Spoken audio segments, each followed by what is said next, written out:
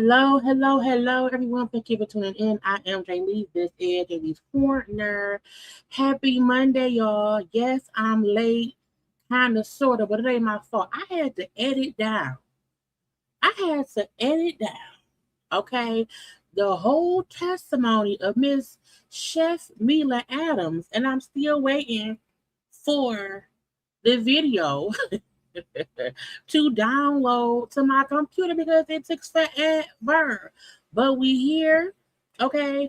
We have a thumbnail, okay? If you have not done so already, take a little second and subscribe to my channel, like the video, share the video, comment in the comment section, all that stuff. I have already told y'all we're not gonna be here that long, child. We're not gonna be that long. But because this whole Stefon Diggs, this is the chef strangulation case of 2026, and because the whole thing was on the internet, I said, well, let's have a watch along. We ain't had a watch along in a while, okay?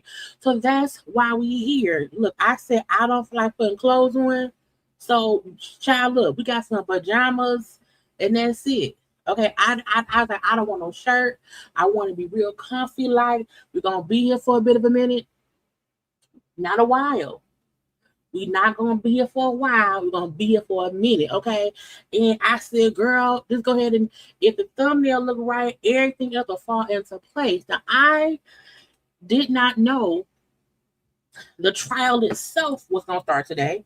I also did not know, I don't be paying attention, that it was going to be televised, okay, and that we would get a full-fledged testimony breakdown, okay, from the chef herself. Okay, the chef herself. Now, I said, girl, was you not prepared for court? A part of me feel like she wasn't prepared for court, because I said, what are you doing? Jesus fix. Okay, now look, we here. I see y'all talking about me like I'm not here. I can't see y'all. I can see y'all. I can see y'all. I be sitting there, I'm like, you see me? I see you. I can see what you're saying. Okay. But we here. Okay. And whatnot. So it's fine. Look, it might be 3 hours. Which almost make me want to, my hair falling out, which almost make me want it to go earlier, but I could not. I had to, watch what she said, record the whole thing, cut it down, then down, like right now, I would say waiting. Okay, it's waiting to download to my computer because I was like between all the breaks, objection, sustain, and all of that. Okay, her him and the horn. Okay, a sidebar. Can I approach her honor? I had to cut all that out to the meat and potatoes. But again, old girl testified for a good 2.5 hours. Okay, and not child, not the later I am, the longer the laugh on me. I'm gonna be on time every time. Child, why did that? Oh, Lord Jesus. Oh, there you go. We here. Okay. And again, the only thing I was waiting on, I was editing down the thing. Cut, pause, paste, merge. I had to get the volume higher and higher. And she kept, I don't know. I'm like, girl, speak the fuck, girl, speak up. Okay. Anyway, I was like, nope, it's hot. I got my air conditioner on. I don't need no sweatshirt, child. I said, no, I got my ice and my water for my throat, okay? But here we are together again, okay? You thumbnail me. Look, I said I gotta get a good picture because I don't think we had seen the chef. I don't think any picture of her had been out before today. And if it was, I didn't see it or I didn't pay no attention. And when I see her in court, I said, that's the chef. Not that a chef has a look, because a chef don't have a look sometimes. But I felt like, I mean, sometimes a chef, look a little chef-like, okay? Like they got some Creole seasoning in their pocket, okay? And then I said, well, girl, what you doing? Now, now we got boobies. No, we don't. No, we ain't got no boobies right here. And y'all, the video is still downloading. It's sending. Okay, it's sending.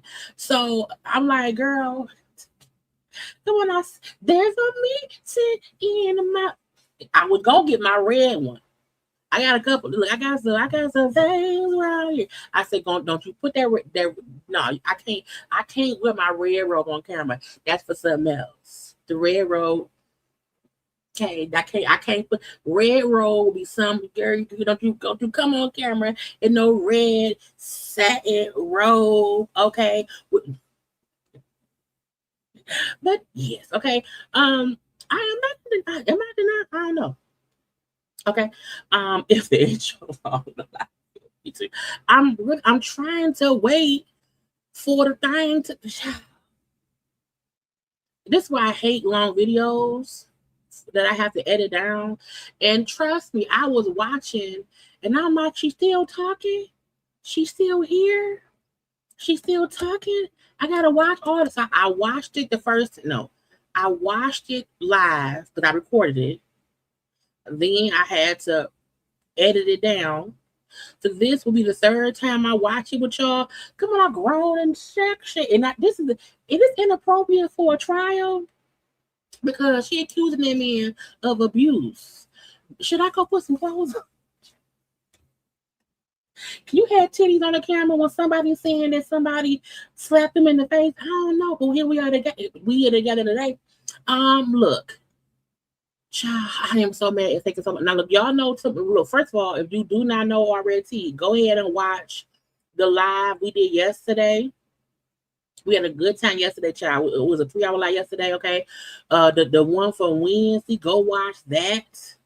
Okay, go watch the one from Tuesday. Go watch the one from Monday. Go watch the one from. So we had lives all week, 4 days last time. So go watch whatever you have not already watched. I am so mad it's taking this long to download. Okay, but what can you expect from I think the video was like an hour. I think like 113 minutes. So whatever 113 minutes is, and what I said, Jaylee lingerie for a well, I mean, did she accuse? Was it sexual assault? I thought wasn't it just a slap? Y'all hit the like button. Let me share my screen because I did pull up one or two things that was on the internet because earlier when him was like, "Could you watch me?" And Stefon, I said, "Oh, it is on here." And so I was trying to watch it. So I did save one or two things. We're gonna pop that in. It would now y'all know tomorrow we will be getting tomorrow, not today, not today. Tomorrow we will have a live Met Gala fashion chit chat and all that stuff. Okay. Now we not gonna discuss nothing Met Gala today. Now I seen Rihanna, I seen Beyonce, I seen Cardi B, I've seen Lala Anthony, I've seen Carmen Domingo, I seen Dancing Idris, I've seen Kim Kardashian, her mama, weird. I've seen looks, I seen Gabrielle Union, Tyler, I seen some white people who name escape me right now. But we're gonna get a full-fledged Met Gala fashion chat. That's tomorrow. That's tomorrow. I might even come on at 8 o'clock because I can do a 3 hour live at 8 and be done by 11. Okay. So tomorrow will be a full-fledged Met Gala chit chat and whatnot. Okay. Well, why you talking? Oh, what part? That's the red one. And my little Gucci, okay? What's the Gucci? I'm moving on. Oh, it's my Gucci. That's right there. Right there. What YouTube be funny acting. YouTube don't be telling y'all. Okay. Yeah, I didn't know the trial was today either. And then when I seen clips on I just said, wait a minute, there is a trial. We can see it's a trial. Can I see it? And they were streaming it in the court. And I said, oh bitch. Oh, okay. We got to watch along tonight. And that's what I did. So, hold on.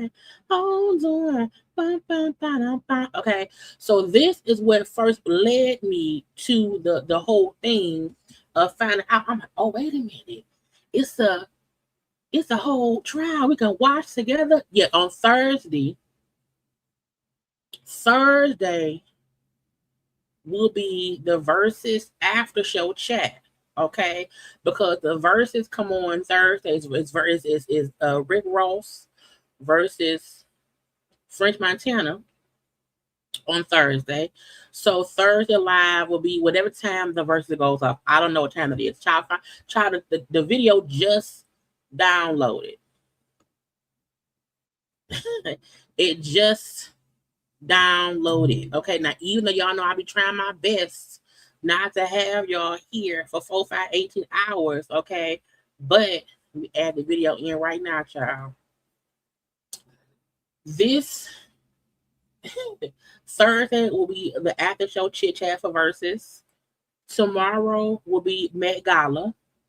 And then maybe on Wednesday, we'll have a gossip chat for whatever happened today and tomorrow. Okay? I'm thinking so y'all may get y'all gonna get lives Monday, Tuesday, Wednesday, and Thursday. Y'all gonna get 4 lives this week. The 4. It's the 4. But y'all, it feels so comfortable. Okay. It feels so smooth. Okay. Look, y'all gotta go get y'all a satin robe. Satin silk. Go get you one. And when we here and it's late at night, okay, we gotta go to bed and whatnot. Put you on a satin robe, okay, and come around here and have a good old day. Okay, get it together for the one time. Okay, hold on. It's also thunderstorming here, crazy whatever. I'm hoping the power don't go out because that would suck. Hold on.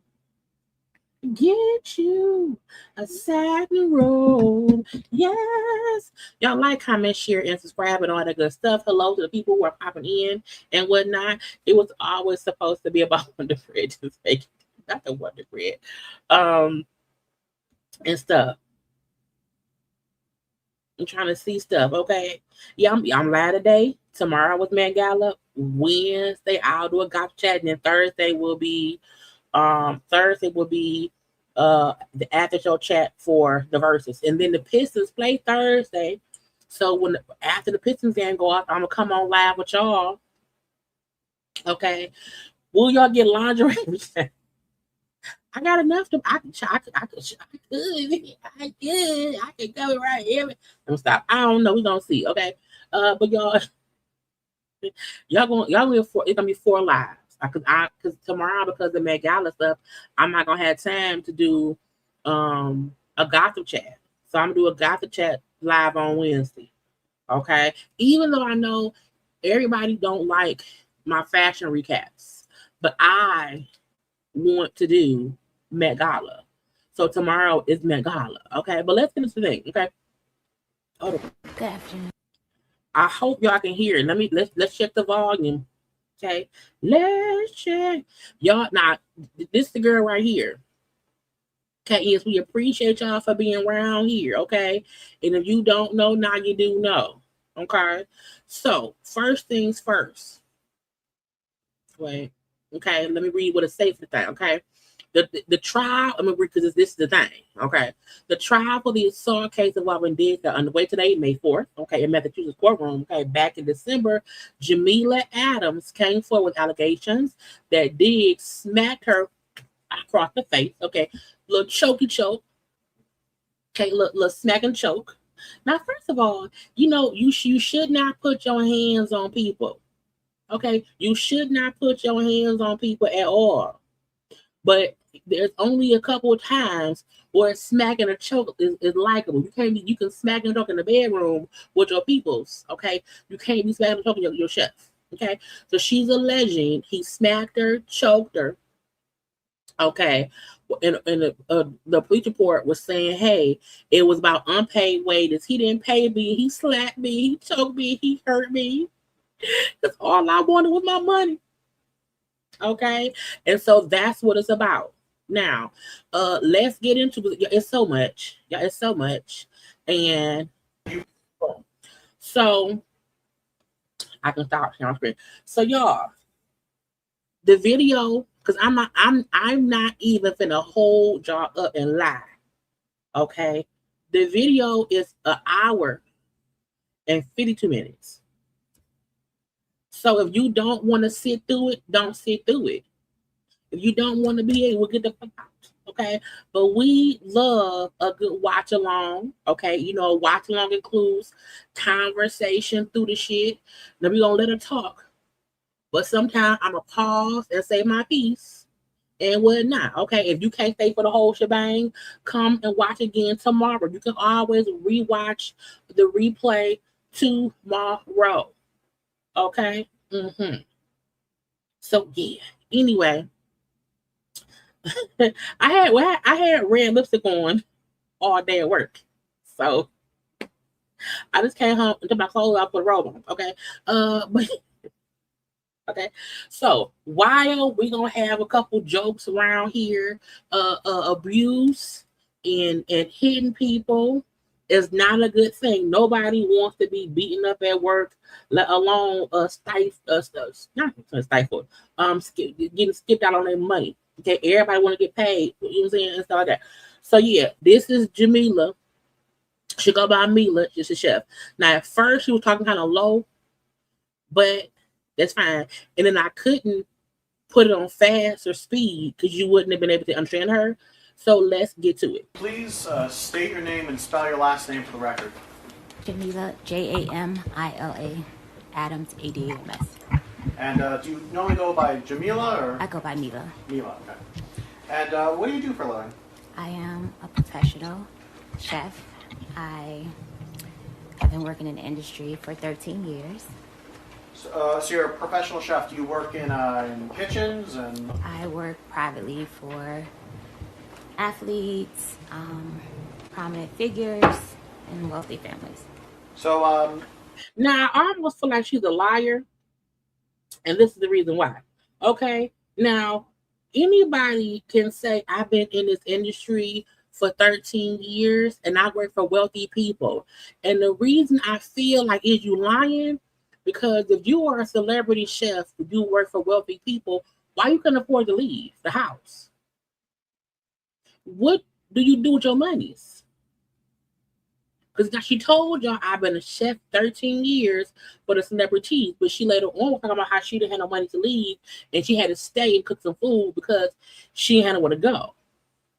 You're a private. Is there a difference between a private chef and personal chef? Are those the same things, or? It's pretty much the same thing. And how long do you say you've been a private chef? 13 years. 13 years. And 11 years I sacrificed. And what sort of training did you take to become a chef? I went to school for clinical psychology, so I have a degree in psychology. When a lawyer asks you, well, what kind of degree, what kind of training do you have? You a celebrity personal chef. What's your training like? Well, I went to school for mechanical engineering. Girl, that ain't about food. That ain't about food. But I followed my passion in cooking because I grew up in South and we cook. So I did some training in France and also Italy. And kind of very generally, what does a private chef do? We provide daily meals for our clients. So that would be breakfast, lunch, dinner, snacks. It's typically a live-in situation. So readily available to them, kind of like 24 hours a day. So I would say it's based on clients' needs. So And each client would, whatever your health goals were or health issues were, I will help you get better. So you mentioned a little bit about what kind of clientele have you worked for? Athletes, entertainers. And without naming names, what kind of athletes or entertainers do you mean? Singers, football players, basketball players, baseball players. And are these professionals? Very professional. How much do you make in that job? It ranges, depending on the needs they need from me. If it's a full-time live-in, it can range from anywhere $5,300 a week to $10,000. So y'all heard what you said, right? It because he said how much you get paid, like what's your fee, okay? And it depends on what they need. If it's a full-time live-in situation, it can go anywhere from $5,300 a week to $10,000 a week. Now hold on, let's rewind. Hold on. She just told y'all it can be anywhere from $5,300 a week to $10,000 a week for a full-time live-in situation. And are these professionals? Very professional. How much do you make in that job? It ranges, depending on the needs they need from me. If it's a full-time live-in, it can range from anywhere $5,300 a week to $10,000. Turning your attention now to a Mr. Stefon Diggs. Do you know Mr. Stefon Diggs? Yes. And how do you know him? I've known Stefon Diggs for over 4.5 years. And how'd you meet him? We met in December 22 through an Instagram message. He first wanted me to cook for him. And do you see him in the courtroom today? Yes. And could you identify him through, I see you're pointing at someone, but can you describe him just because we have to have everything on the record? She said, I've known him for 4 years. And we met over social media. I think it's over social media. But he wanted me to cook for him. Okay, so for 4 years. I've known him for 4 years. Describe him either clothing he's wearing or hairstyle, anything like that? A blue shirt and blue tie and blue suit. Your Honor, may the record reflect that this witness has identified the defendant as Mr. Stefon Diggs? It will reflect that identification of the defendant. Thank you. Over those 4 or so years, how would you characterize your relationship with Mr. Diggs? How would you characterize your relationship with the man you make food for? I would say it's complicated. Whenever anyone asks me about my bosses, the folks I work with, I'm like, oh, My boss. Been working here for 10 years. I don't know the bitch that much. You know what I'm saying? So once she said, oh, it's complicated. I said, what that mean? Because y'all remember when the story first came out and folks were trying to say, oh, they probably fucking around and blah, blah, blah. She came out, she said, it ain't nothing like that. I'm professional. I would never. I'm about my breaking. I'm about my. So she made it seem like at the time it wasn't shit up. She just cooked for that man and that's it. And we said, oh, if you just a chef, cool. But now, what was your relationship? It was complicated. Hold on, what I saw. She's not. Once we get into more of it, you know, so she get a little feisty, okay? But it's complicated. We had it started out as friends. We met. It started out as friends, became sexual, and we would meet up, hang out, and we decided I would come work for him like February of 2025. So you said February 2025, you and he talked about you working for him? Yes. And that's as a private chef? Yes. What were the sort of terms of your employment? Like you... Again, we met, we was fucking around, he not gonna, and this is my thing. I don't have any issue if you know somebody, y'all be fucking, but you know they do a job and they good at their job and y'all stop fucking and you hire said person, but it feel like while she was making that man steak and eggs, he was also fucking her. Okay, it seemed like there was more than just I cook food for that man. We used to fuck and do some things, and he then said, "Hey, come make some food for me and live in my house." Okay. Were you going to be living with him? Yes. And how many meals or what was it like working for him?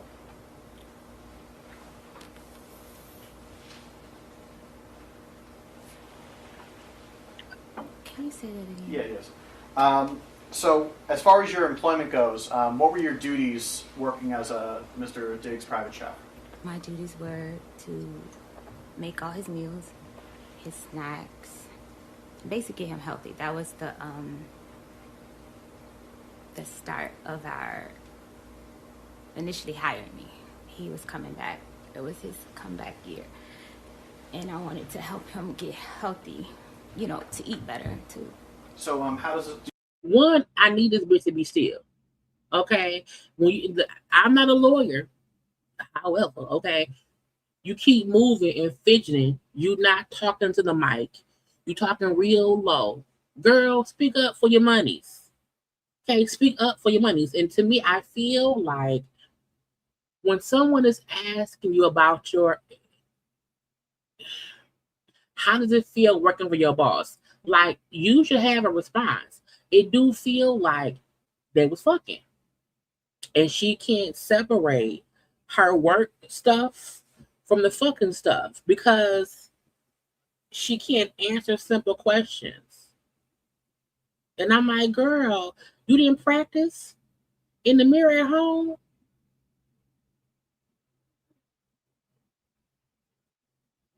I don't want to say, I would make him steak and eggs and then suck the dick a little bit, or he would eat my cooch and then I would make him some guacamole. I can't say that. What I can say is, I worked for him. I lived there and I was cooking meals. And what's the question, girl? Do you create a menu? Does he just tell you what he wants? I'm skilled with recovery, so I knew what it would take to get him, help him get healthy and stay healthy. Did you? I know how a dick work. I know what food he like. I can help Stefon get better. That's what I know how to do because I've been fucking him. That's what happened. I can help him. I can love him and be with him and help him. Even though, because she say she started working for him around February 25. I feel like he was with Cardi that time, but I'm leave that be and whatnot. But girl, okay. Would you cook just for him or for other people as well? Now, why can't the chef answer that question? If you cook the food, why can't you say, yes, I cook for him, his family, the people at the house, his friends, the dope man, the weed man, the maid. I was a chef for everybody in the house. Yes, I will cook for whoever was in the house. And I know you mentioned earlier your breakfast. Is that the sort of standard? Was it every day breakfast, lunch, dinner, and then? Yes, breakfast, lunch, dinner, snacks. And how much did you get paid for this? We agreed on $2,000 a week. You heard that? Now, when she first started talking, she said, I'm a professional chef. I've been doing this for 13 years. I work with the entertainers, athletes, basketball, football, soccer, volleyball, tennis racket people, singers, actors, all this shit. And they said, well, how much you get paid? Before she said, but she said 5,000, but she said 5,000. Was it 5,000? I think she said 5,000 to 2,000. So how did your level go from 5,000 a week to 2,000 a week? Because of my fee, bitch. If my fee is $5,000 a week, I'm not coming to your house and getting paid. I'm not taking a $3,000 pay cut. The dick ain't worth it. You hear me? That lady told us I get it was $5,300. She said my fee be $5,300 up to $10,000 if it's full-time living for a week. How did that amount go down to $2,000 a week?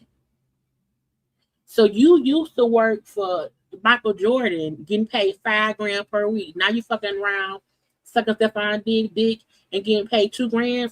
First of all, bitch, and I mean bitch respectfully. If you fucking and sucking, I should get more money. If I'm fucking and sucking and cooking, if my fee is usually $5,000, I should get $7,000. Okay, if you getting head on demand, nigga, I should get $7,000 off top. How you over there? How you fucking somebody and you getting less money than you get from other people?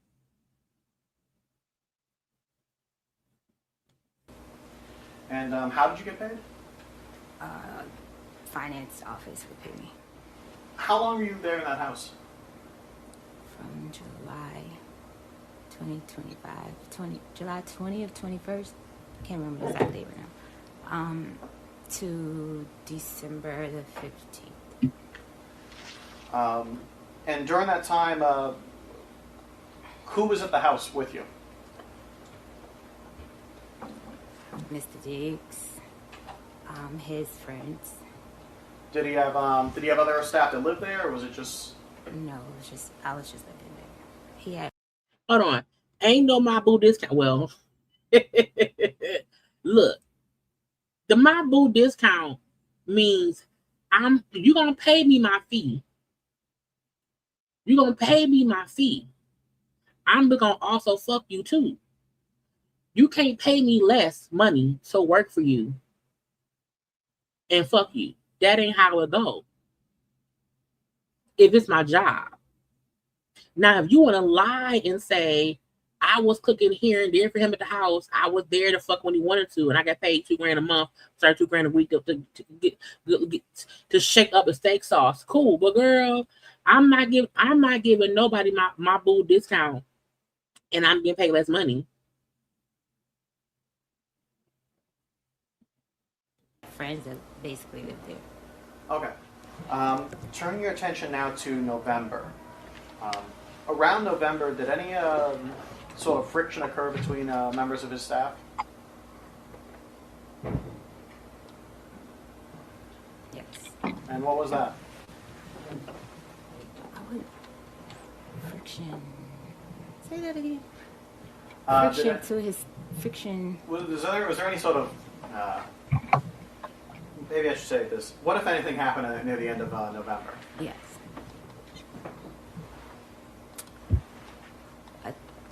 A Instagram DM message was sent to his child's mother's friend, and this message was stating that I was telling his personal business of women that he was sleeping with that worked with us, that worked with me. Not Stefon fucking all the help. Child, he fucking the chef, the housekeeper, the groundskeeper, the grocery shopper, the lady who ironed the clothes. Girl, we fucking everybody. And yeah. And so, as far as I can remember what that message said. And so, how did this create friction within the people working for Mr. Diggs? I was confronted by Mr. Diggs if I said these things. Again, this is stuff that they're saying happened in November. The altercation happened in December. So she's saying, yeah, back in November, somebody sent a DM to his baby mama. We don't know which one. We don't know if it was Cardi or the other ones. But a DM was sent to the baby mama friend, was saying, hey, the chef bitch, chef Mila around here telling people that he fucking the other help people. He the laundry lady, the housekeeper, the Uber driver, the girl. Yeah. And so she's saying, they told him this shit. He then came and checked me in November. But it had already been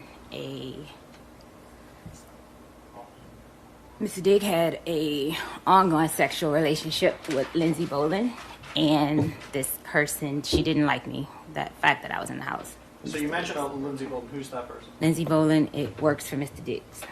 Now, Lindsay Bolin, I don't know who she is. So now we found Stefon fucking the chef, Lindsay Bolin, okay, somebody else that he worked with. I'm like, so you can't be, look,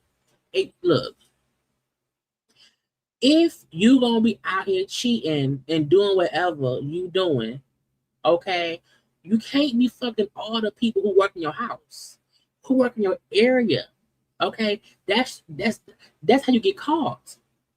Okay, you get you 4 houses. Fuck the cleaning lady in one house, the chef in one house, the housekeeper in one house, and the groundskeeper, a female groundskeeper, at another house. Because why would girl?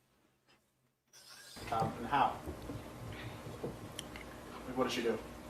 I can't quite answer that. I just know he provides housing, pays her rent. I don't know. Yeah, she works for him.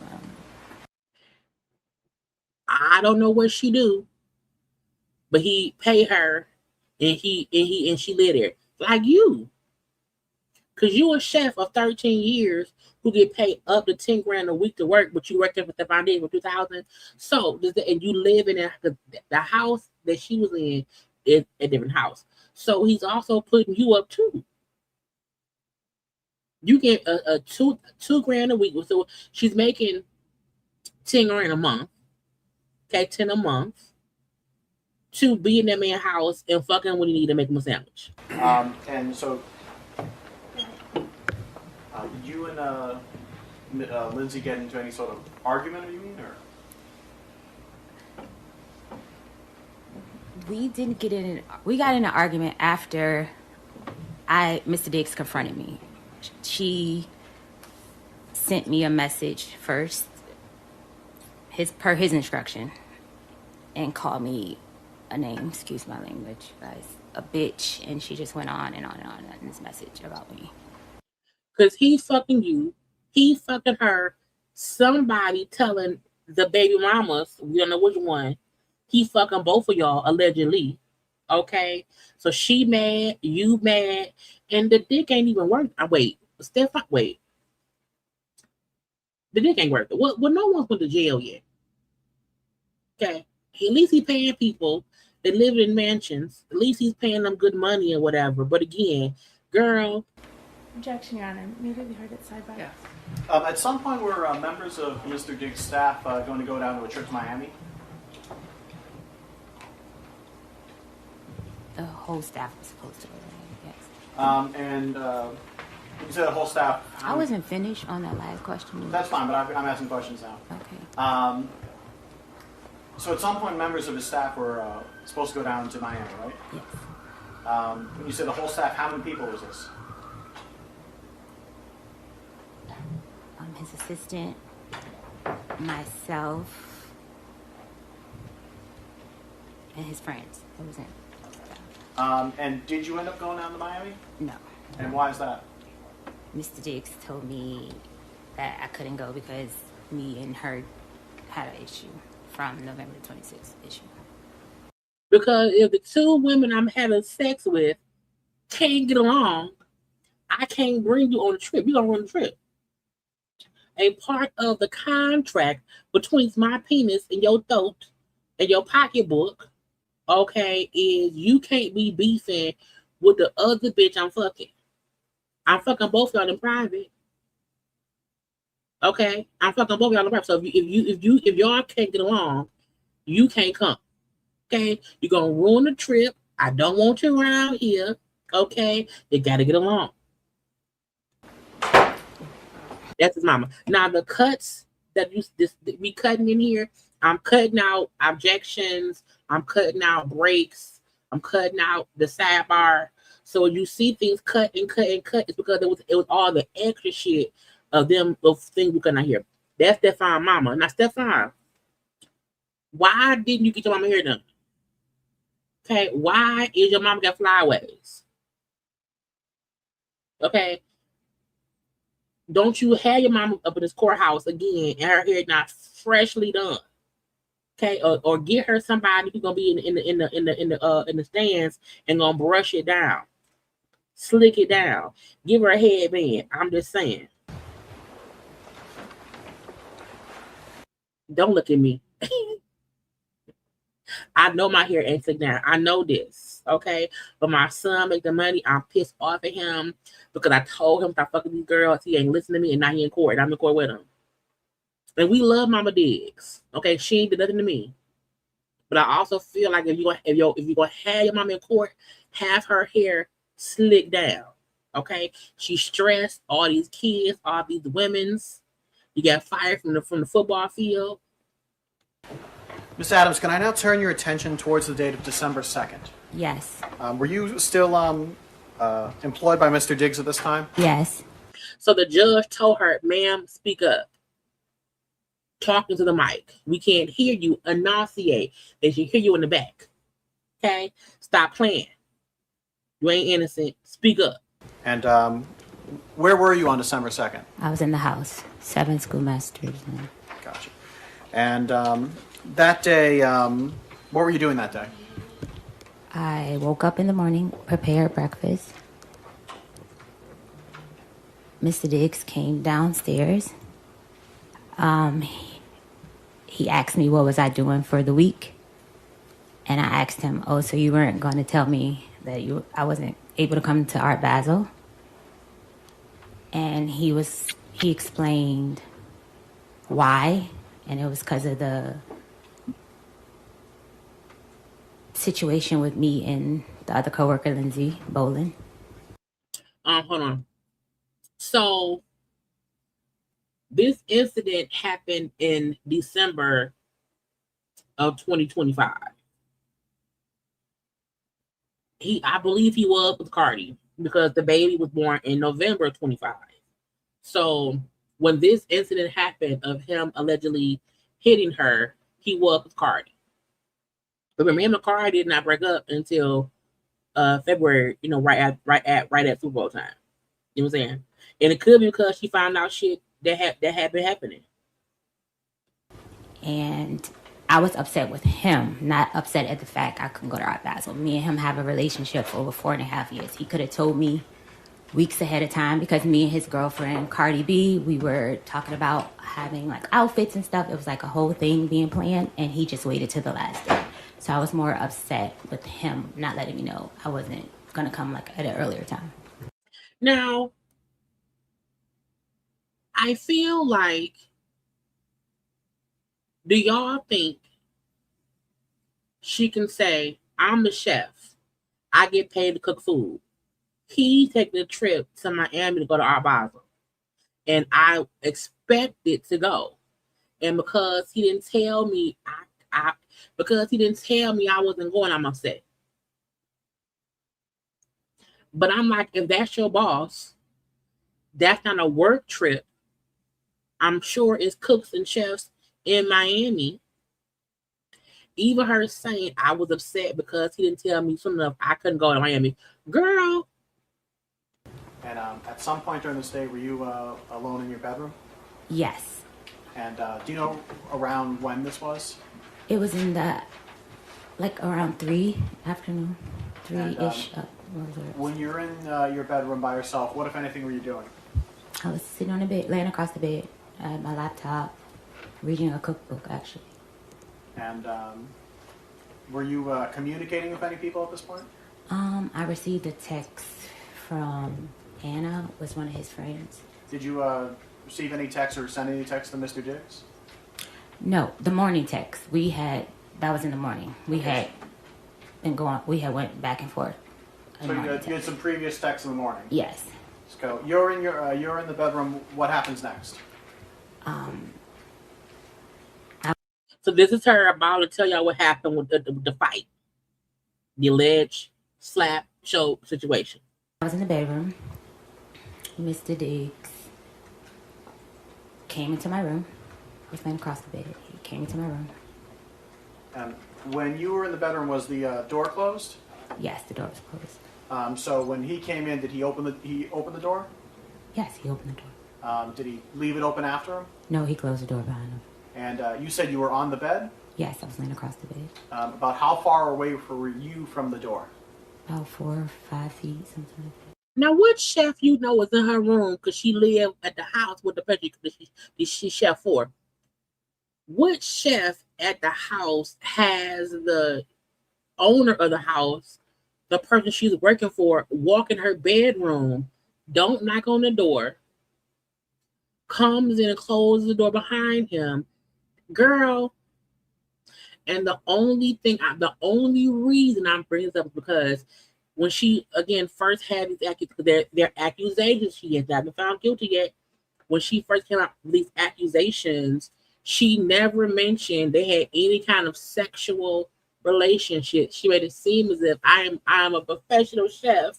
I make bouillon cubes and bouillon base and quail eggs and omelets. I don't. It's not making it look good that she never mentioned that she wasn't just his chef. So he comes in, closes the door behind him. What happens next? He asked me to come here. He walked across the room and like leaned back on the dresser. Okay. Not lean back on the. Now, first of all, if my boss walk in my bedroom, what you doing in here? What if I wasn't dressed? I ain't got no pants on. Why you in here for? What you need? You can't email me, text me. So it's even her explanation of how he came in there. He came in, closed the door, leaned against the dresser. Come here. Now why would he say that?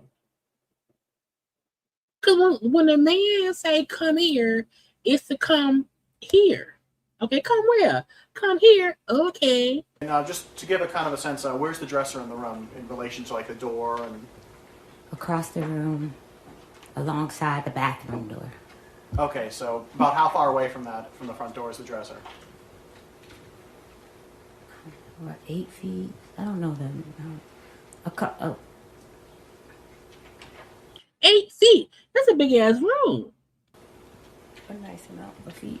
Okay, so some amount of distance from it. You said he leans against the dresser?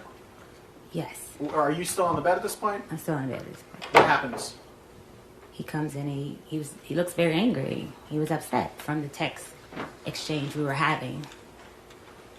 And in that text exchange, he was calling me bitches and he was just very upset. So you and your boss fussing via text. Fuck you, bitch. Fuck you all. I don't care, bitch. whatever, hoe. And then he walks in your room and closes the door. You don't call 911. You don't get up again. Girl, I'm in defense mode because if I know he's angry from the text, he's in there popped him out in my room and closed the door. I'm like, I'm not calm. I'm texting somebody, come help me. He ain't here with me. I don't know what's happening. Security. Stefon, open that door. Let's go talk outside.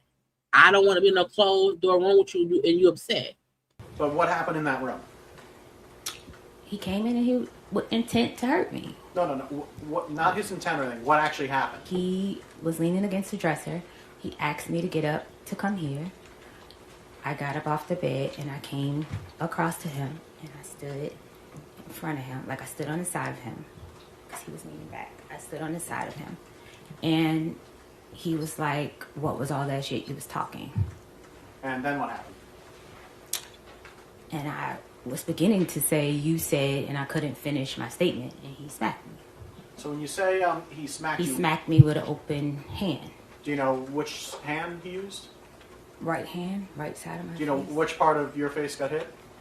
The right side of my face. And I know you're putting your hand against your cheek. Is it your cheek that got It struck? was my cheek that got hit. About how far away from you were you from him when that happened? I was at the end of the dresser. And where was he? He was in the, like in front of me on the other side of the dresser. So about how much space was in between you? Maybe 3 feet, 4 feet. So I'm on the bed. My angry boss comes in, say, get over here. I get up and I go to him. And then next thing I know, he smacks me. He's 3 feet from me, but he got a long reach. Okay, a long arm. So he long arm reach and smacked me and whatnot. Now you can't be smacking people, Stefon. So you said that he smacked you. I want to use the word. Did you say smack or slap? I don't know what the word was. Smack. So he smacked you, Yeah. and then what happened? I went to try to like block him, like push him like this, to, like stop him. So again, I see you're pushing your hands out. I pushed up. He's way taller than me. I pushed up for him. How tall are you? 4'11", 5 feet. And how tall is he? Do you know? 6 feet, 6'1". So you say you pushed out and you made a motion with your hand. So does that mean you pushed with your... So she had to push up because he's tall. Wouldn't that mean he would have to smack down because she's short? I'm just wondering. Cause if he's 6 feet tall and she about 4'11", 5 feet, he would have to, lean down to smack because she has to lean up to push him. I'm this girl. Your hands? Yes. Around what, like his stomach, his chest, his shoulders? Up to block his hands. Okay. And then what happened? And then he...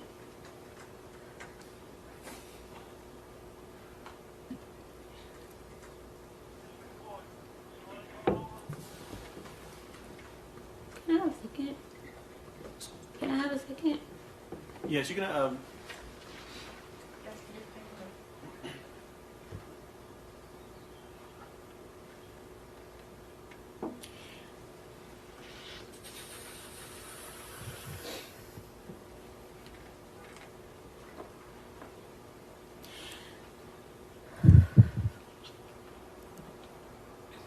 Wait. I need a second. You done told the worst part. The angry, aggressive man, walk in your room, close the door, get over here. You get smacked.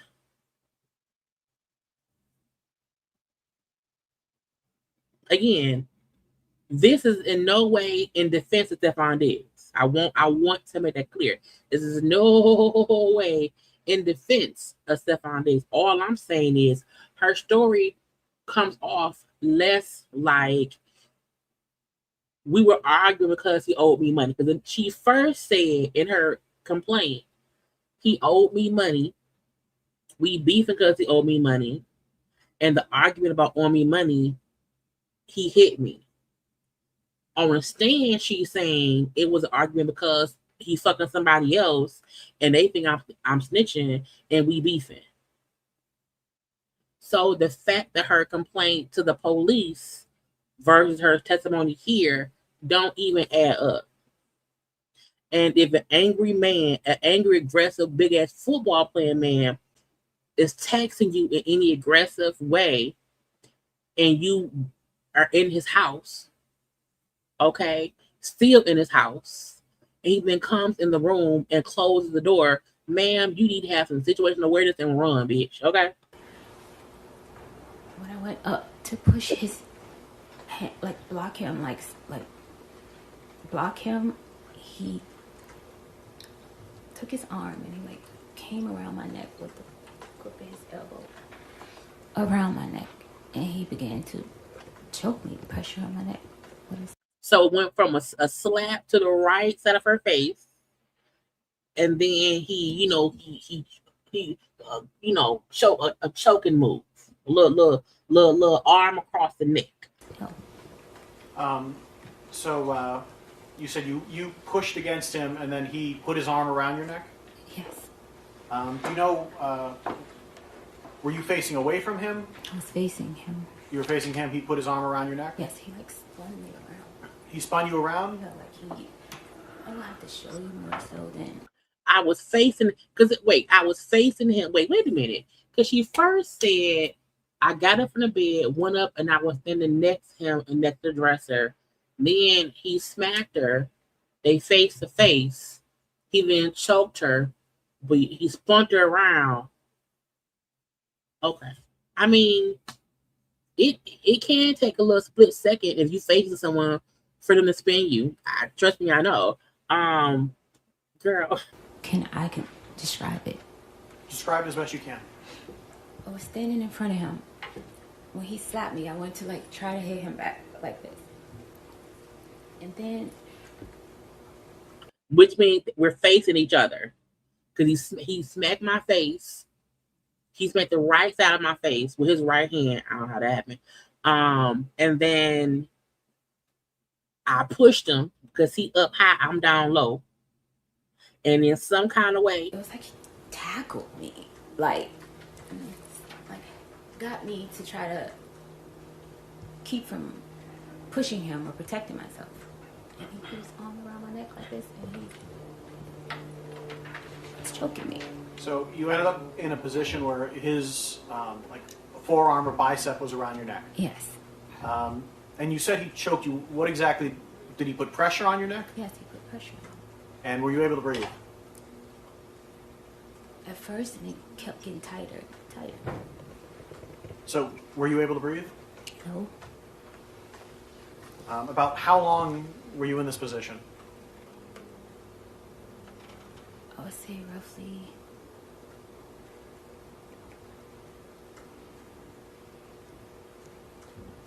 I can't recall the amount of time. I just know it went from the edge where we were in front of the dresser to the side of the bed to him falling on top of me on the bed. So about how far of a distance is that? About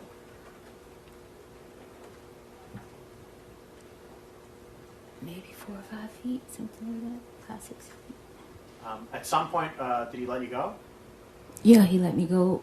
When we got to the side of the bed, I was pushing back. I started to do a move that I saw off of social media. He said to me, that shit is not going to work. So you say you tried to do there a was move. A defensive move where you try to put your hands underneath the person that's trying to choke you. It's like something I saw on a woman defensive page or something. And he said that shit you see on Instagram is not going to work. Now, hold on. Why would he think you saw it on Instagram?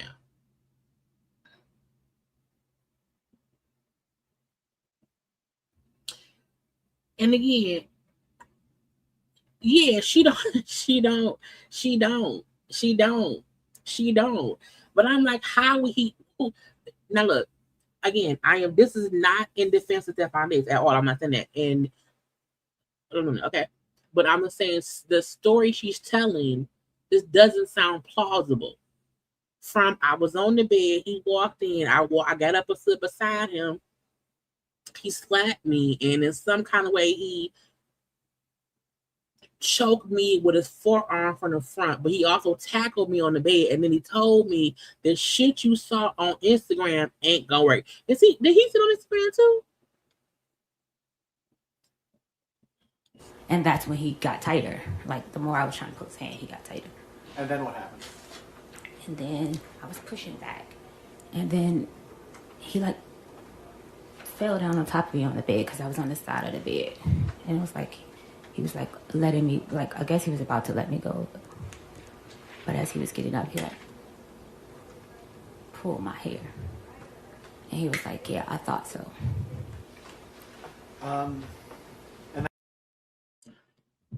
I don't want to say it. I don't want to say it, but I gotta say it a little bit. She is a goddamn liar. She is a motherfucking liar, is what she is. Now, did they have a physical altercation? Yes, absolutely. Do I believe he went in that room and they had a physical altercation? Yes, I do. But I feel like she's making shit up that don't make sense. It goes from, he walked in, I'm on the bed, I got up, he said, come here. I went over there, I stood beside him, he smacked me, we face to face. He then front arm choked me. He also tackled me. He pulled my hair, and it doesn't, the way she's describing what happened doesn't make sense. Had she said he walked in pissed, told me to get up or whatever, I got up and he hit me, that sounds more plausible to what happened. He walked in there pissed off because y'all be fucking, y'all probably have fought before, and he probably did smack you. I absolutely believe he smacked. I believe he smacked her. I do. It's the way she's describing it that don't make the most sense. And I don't know why she's explaining this way. It is weird.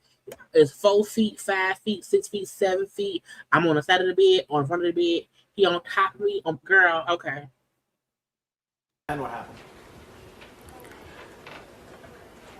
He got up off of me, off the bed behind me, and he walked around the bed. I told him I still haven't got paid. He said lies.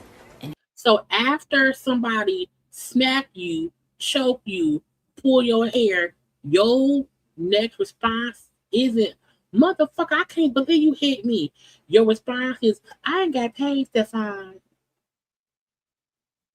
I ain't got no money. Not what's wrong with you, not how dare you, not get the fuck off me, not get out. Your response is, when he gets up off you, I ain't got paid. I need some money. I'm in a bind, Nate. He was like, so what are you doing? So what are you doing for the week? And I was like, I'm staying here. He said, I don't want anyone in my house. I don't want anyone here. After somebody choked me out and pulled my hair and tackled me, my response is not going to be, I'm staying here. I gotta go right now. I was like, okay, so who's going to get my ticket? He said, who always gets your ticket? And that's it. He walked out of the room. So you want us to believe he walked in the room that you sleep in, slapped you, tackled you, choked you, pulled your hair, and you never said, stop, get off me, leave me alone, don't hit me. The fact that she, as a DV victim of my past, okay, as a survivor myself, no one's reaction after the physical altercation is, okay, I need some money. I ain't got paid. I want no. We finna argue. We finna fight. We are finna have a full-fledged argument. So I'm like, even her response to his alleged assault don't make sense. Even her never saying, when he hit me, I said, don't do that. Get off of me. Stop. Don't do this. Get away from me. Somebody had, like, none of that. That's what's weird to me. So From the moment he entered the room to the moment he left, about how much time went by?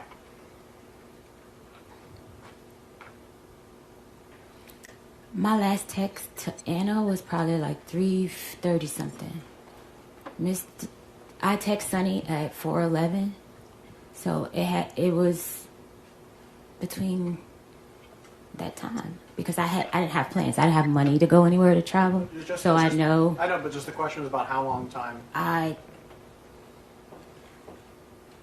It was just in between that time. I can't say exact, but I know it's before 4:11. So, is that 10 minutes, 20 minutes, 5 minutes? He was in the room probably maybe 10 minutes. So a 10-minute fight. A 10-minute fight with not much conversation, which is weird. It also shows he's crazy and deranged to walk in and beat somebody up for 10 minutes. But it also shows she's a bit crazy too because she had no response to the abuse. You don't know how long he was in the room for. You can't count time. Okay, you don't know how far the bed is from the dresser. It's an arm length, a leg length, a body. I don't know. Okay, about 10 minutes. Fact, girl. 15. Sure. When he left the room, what happened next? I looked down at my pants. I had peed my pants, and I had just came off my cycle, and I was bleeding really bad again. I guess because I was so scared, I changed my pants and I cleaned up myself. Now as a full-fledged grown woman at 44 years old, you can't be so traumatized and terrified that you may piss your pants. Okay? You can piss your pants. I've never heard someone say he choked me out and slapped me in my face and made my period come back down. I've never heard that. Now, if you came off your period and y'all had sex, he can absolutely knock you loose. He can absolutely knock you loose. But I'm like her saying, I peed my pants. You know, it made my cycle come back, and it left and came back around. I said, girl, what now? Then I came back in the room, and that's when I text Sunny to get my flight. And where was that flight to? Atlanta.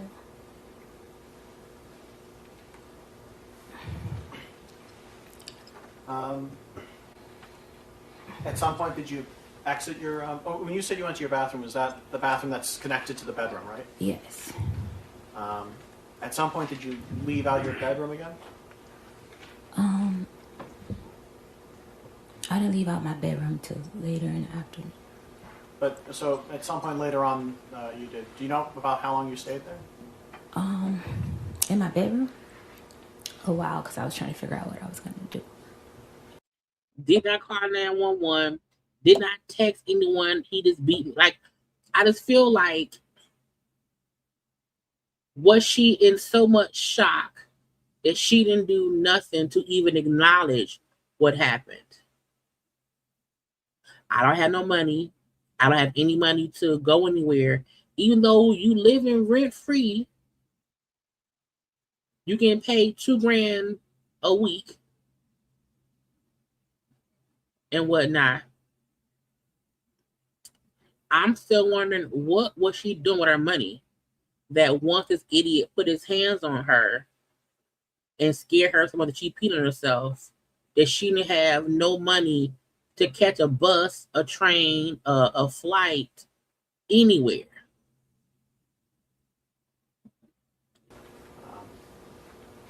Oh, we gonna get to her in the pictures. Okay.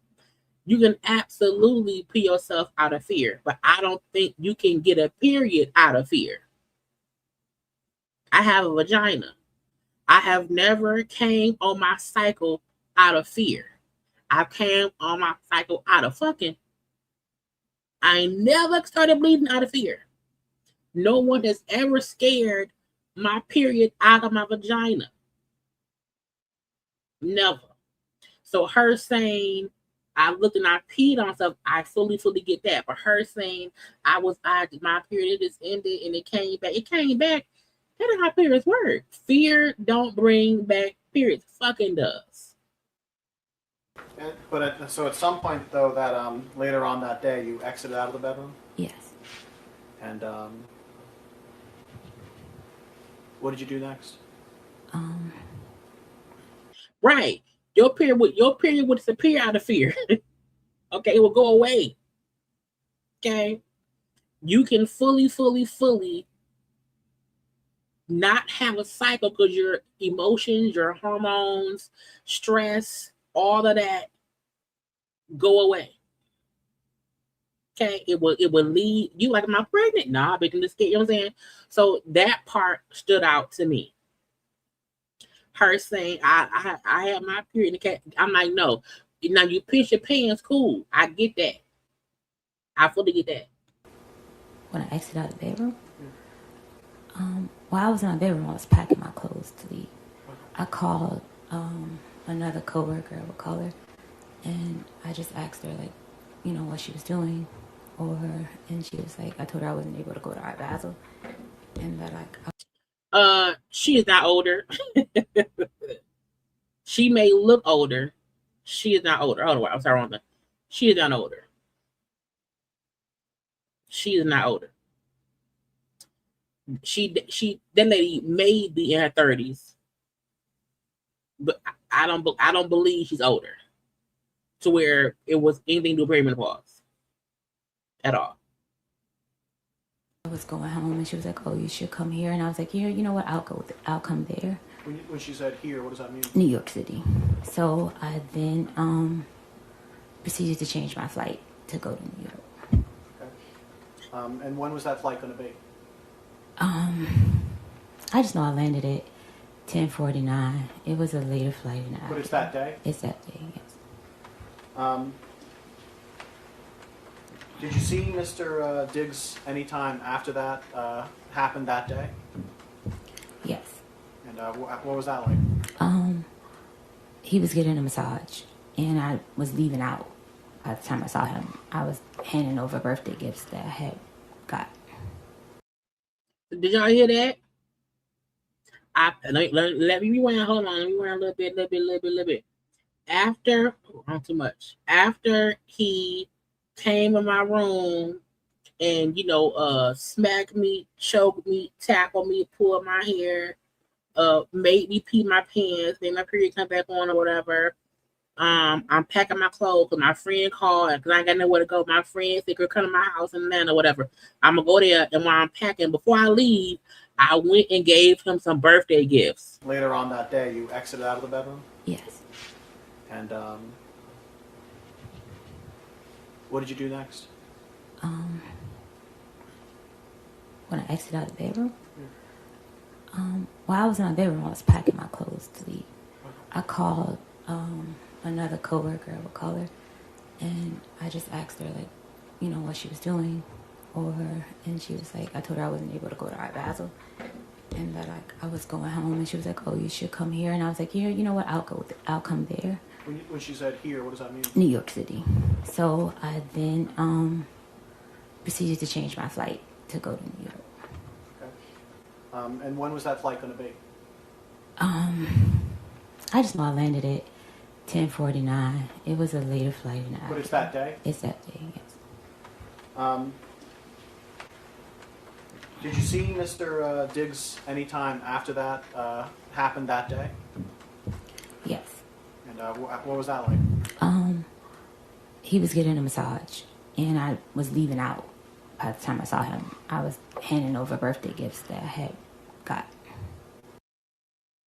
If you come in my room and hit me and choke me out and make me pee my pants, I'm not giving you a birthday gift as I'm leaving at all.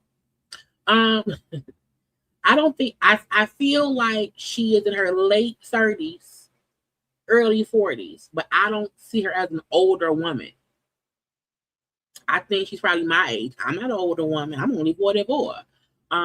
Older woman to me means someone in their 50s, 60s. You know what I'm saying? I think she's in her late 30s, early 40s. So when you said you're handing out birthday gifts, who were you handing out birthday gifts To him. This is a gift that you had already purchased, or? Yes, I normally give him a birthday gift every year. When's his birthday? November 28th. Okay, so this was a little bit afterwards? Yeah. So at some point, did you leave this house? Yes. How did you leave to get to the airport? A car, a Uber. All right, and so an Uber came and picked you up and brought you to the airport? Yes. You went to New York, was it New York City or New York State? New York City. Also New York State, yeah. Mm-hmm. And who did you meet up in New York City? I met up with Shy Charles, and she picked me up from the airport, and we went to pick up her friend Talia, and then we went to her ex-husband's house to pick up something or to do something she had to do. We were there. We ordered wings and watched a movie. Watched some videos. And did you tell anyone here about what had happened to you? No, I didn't tell anyone there because they have their own interpersonal sexual relationship. So I would. Now he fucking everybody. I didn't tell anyone what happened because he fucking everybody. They had their own shit with him. So I didn't say nothing. I've never told her anything like that. How long did you stay in New York? I stayed in New York Tuesday to Tuesday, so 7 days a week. And did you come back to Massachusetts? Yes. And did you come back to working for Mr. Diggs? Yes. Now a lot of folk go back to the abuser. Okay, her going back to that house to still work for that man don't mean he ain't do what he did.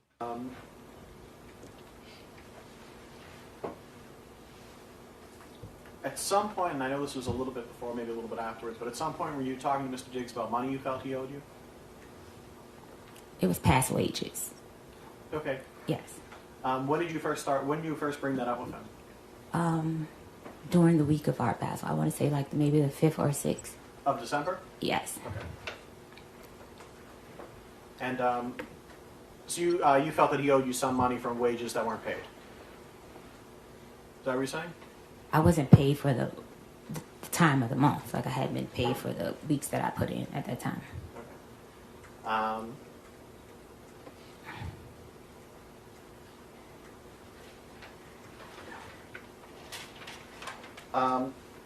And who did you talk to Mr. Diggs directly, or did you talk to his finance people? Who did you talk to about this? It was a chain of command. Like I would talk to his assistant, but his assistant was under investigation for stealing watches and money. So I don't know if my things. That portion of the answer will be stricken from the record, and the jurors will disregard it. She would just be saying shit. I'm like, girl, this is a courtroom. This is a courtroom. You can't just be shouting out shit like, well, yeah, his assistant was under showers, not stealing watches. No consideration of your deliberation. Please answer the question asked. Commonwealth, next question. Thank you, Your Honor. At some point, did someone from Mr. Diggs bring up a non-disclosure agreement?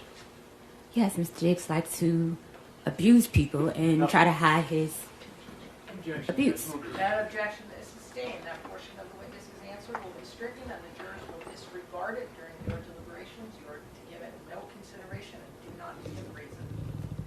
And I think she's trying to paint a picture that we look. She's hurting her case more than helping her case because you're accusing him of things that there is no proof of yet. And the jury can't take that into account at all. Okay.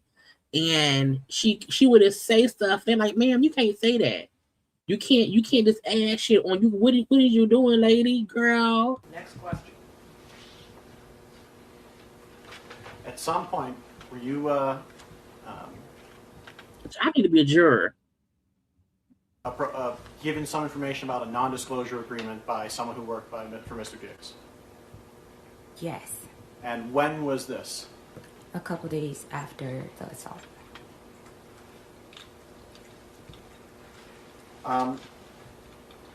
At some point, did you stop working for Mr. Diggs? At what? At some point, did you stop working for Mr. Diggs?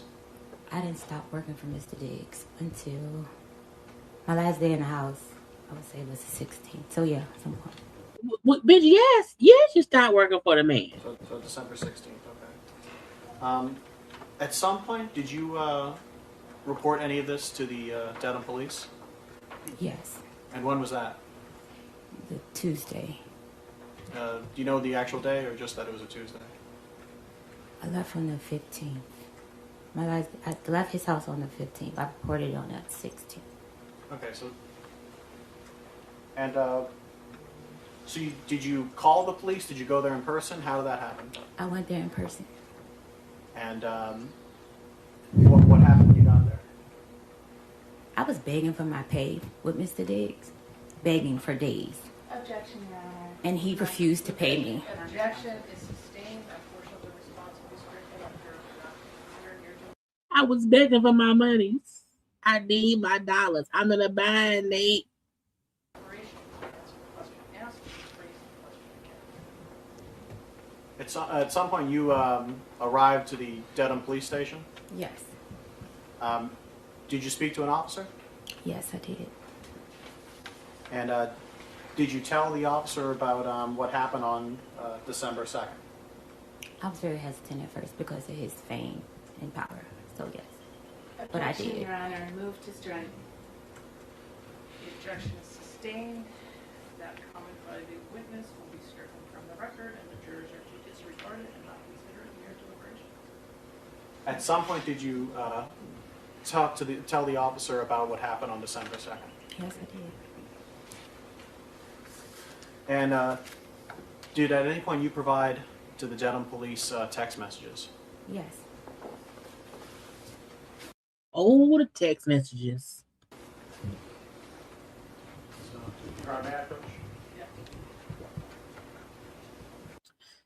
This is the thing, people. A person can be guilty as charged. However, if you in court and can't prove it, they get off. And sometimes the guiltiest people get off because people don't know how to be a proper witness. They don't know how to give a proper testimony, and they're working off of emotion, and they're going to fuck around and find out, and you're going to get off. Now, y'all better like the goddamn video.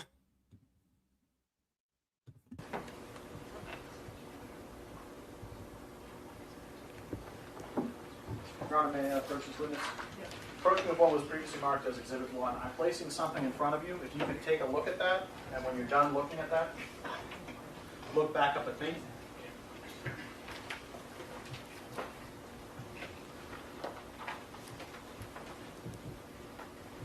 When somebody puts evidence in front of you that ain't gonna help you, you get nervous.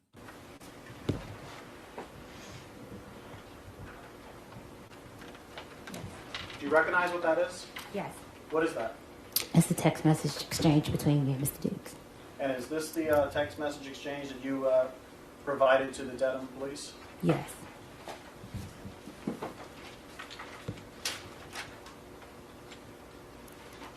I deleted messages because making a report to the police in my previous abusive relationship, me... Stay still.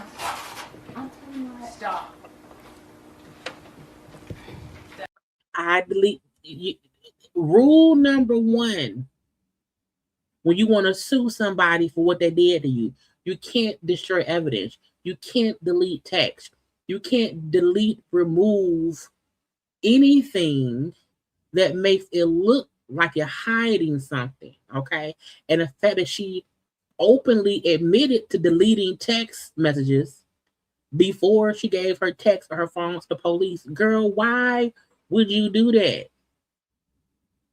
Why would you delete any girl? That part of the answer is stricken from the record. The jurors will disregard it. Now, please answer the question that is put to you. And their point was you can't bring in your any prior abusive situation that has nothing to do with this case. Because if you do that, it gives sympathy to the jury that, oh my gosh, she's been in an abusive thing before. So she kept saying stuff that was hurting her own case. If you don't understand it, you can have it restated for you. Counsel at sidebar, please. Your Honor, may I approach? Go right ahead. Turning your attention to what is marked as Exhibit 2, do you recognize what this is? You can look through it. There's a more than one page. Look, when you in court, trust me, yes, no, I don't recall. Yes, no, I don't recall. I don't recall. No, no, no. Yes, no's is really all you need to do. So that way they can't use your own words against you. If you say, well, yeah, I send him a text on Friday at 5 p.m. and then they see we text him on Friday, Saturday, and Sunday. They can use simple shit. One minute. I recognize it, but the messages is cut off. There's I believe 3 pages to this. Throw 4 pages rather. If you want to throw through.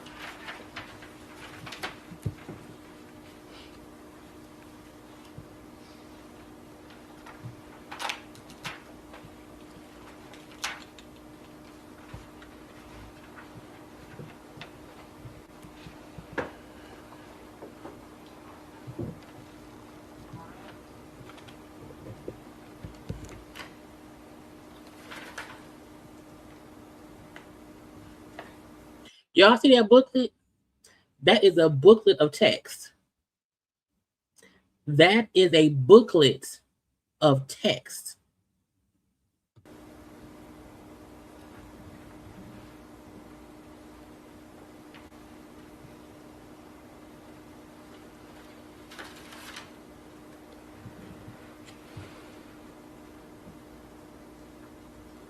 I thought I skipped this part, but I guess I didn't.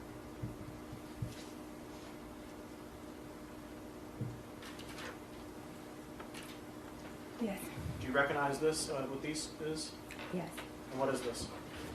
This was in a text exchange Between whom? between me and Mr. Diggs.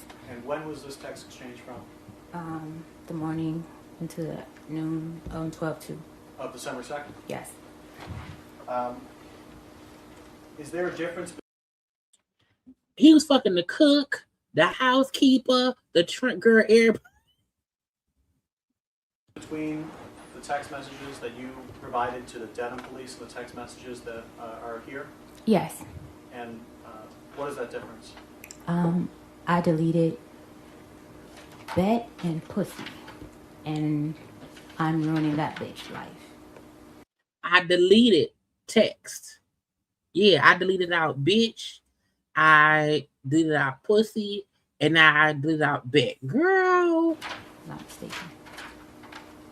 Yeah. And why did you delete those phrases when you provided those text messages to the Dedham police? Because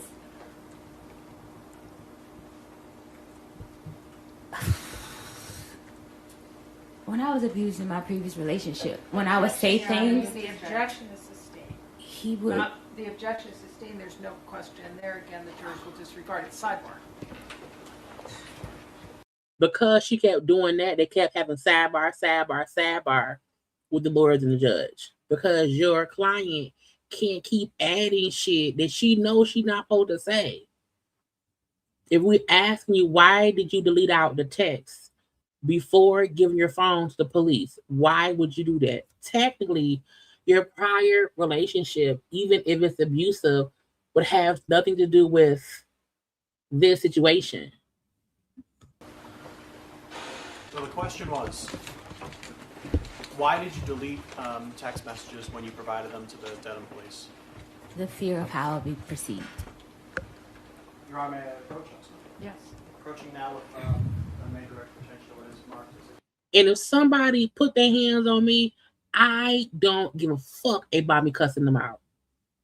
Because if you put your hands on me and we're texting, I'ma say you ain't shit for hitting me, strangling me, tackling me. I can't stand you, old punk ass bitch. I'm going off in text already. Exhibit 3. Do you mind looking through this? It's a number of pages. And when you're kind of have looked at it a little bit, you can look back on it. I'm reading all of them or just that first page? Have you read a few of those? Well, let me say, from what you've seen, do you recognize what these seem to be? Yes. And what are these? Text messages about the... Do you know who the text messages are between? Yes, between me and Mr. Diggs. And do you know when these text messages are from? 12/2. Yeah, 12/2. So were those text messages that were going on between you and me that morning of that day? Yes. Yes. So on the top page, there's a text that says pussy, right? Yes, And who sent that? I did. And how did Mr. Diggs respond? Show me I'm pussy. Show me your pussy. And how did you respond? Will do. And were those the last text messages sent before Mr. Diggs hit you? Yes, I'm not mistaken. So y'all fussing again. Remember, she ain't said shit about them arguing about money issues. And so y'all fussing via text message. He then pop up in your room. You didn't think to call 911? Because the text between me and him shows his intent to do harm to me, Your Honor. I was scared. I went and grabbed a butcher knife. That's why I stabbed him.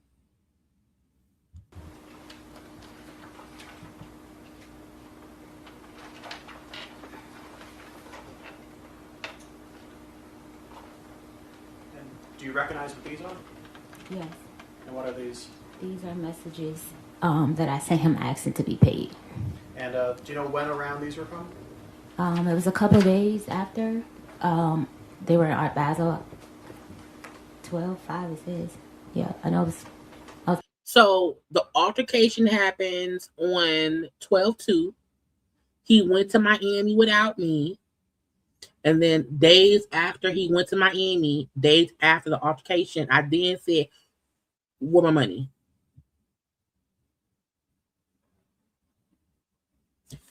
Where my money? Begging for my money for a while. Look, child, put me on the stand. Yes, no, I don't know.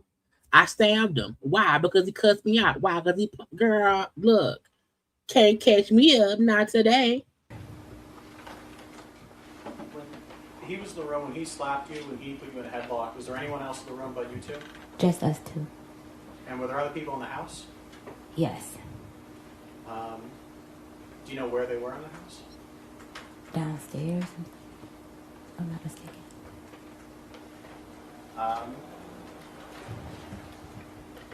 And you said you went to New York. You met with a Shy. Is it Shy?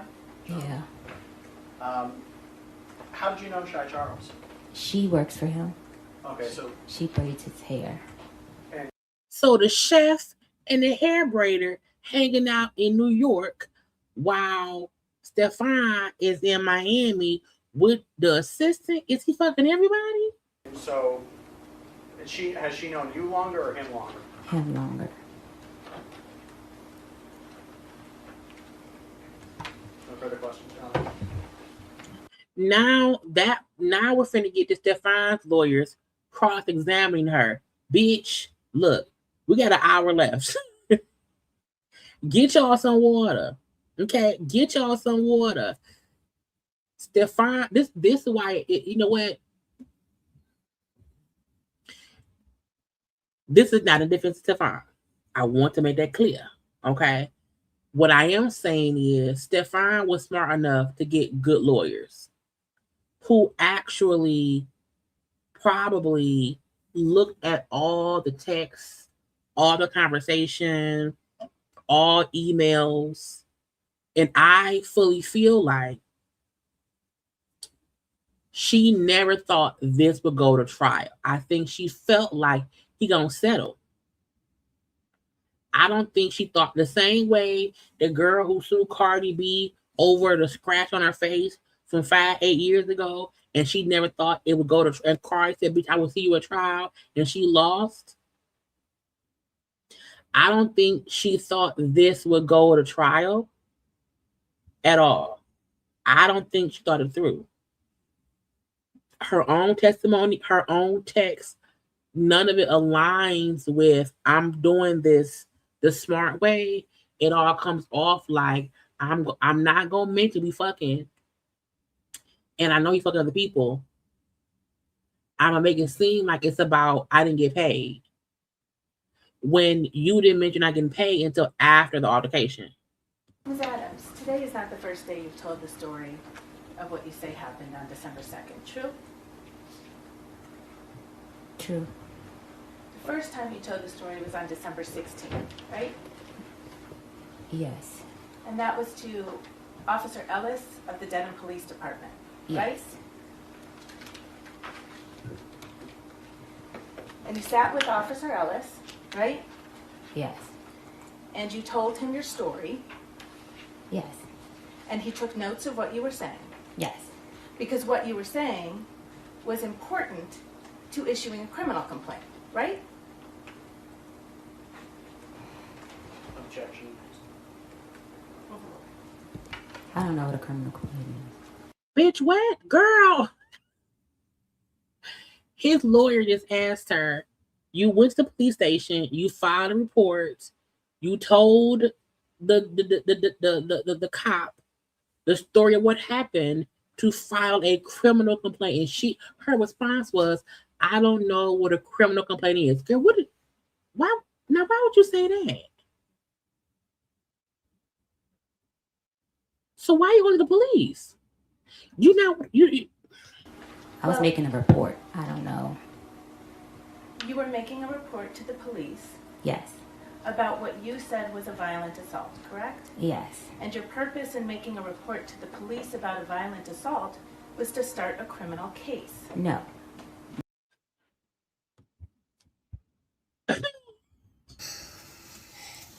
Nigga. It was all a lie. Guys, it was all a lie. She lied. Shut up! That is so stupid. Okay. Oh, okay. Well, I don't know why. Now, why don't you go, girl? Anytime you go to the police and report a crime, the only reason to do that is so someone can be arrested for said crime. You don't go to the police and report a crime for nothing to happen. I made a criminal report to have a report to document it. So documentation was important to you, right? Yes. Remember, documentation is important to me. I went to the police to document the assault, which is great. You're supposed to. Cool. But you telling the lawyer lady, documentation, proof of what happened, proof of the assault is important to me. So I did what anybody would do to make sure all the evidence to prove something happened, I did it. I filed the report because evidence and proper reporting is important. The story that you just told to this jury under oath was very different from what you told to Officer Ellis. Do you agree with me? Yes. What you said to Officer Ellis when you reported this crime, this so-called crime, is that you had been having an ongoing text exchange over money owed to you. Yes. You told the police officer who filed the criminal complaint in this case based on your word that your fight with Mr. Diggs on December 2nd was over money. True? Yes. Except you just testified under oath to this jury that you didn't start talking about money until December 5th, right? What did you say? You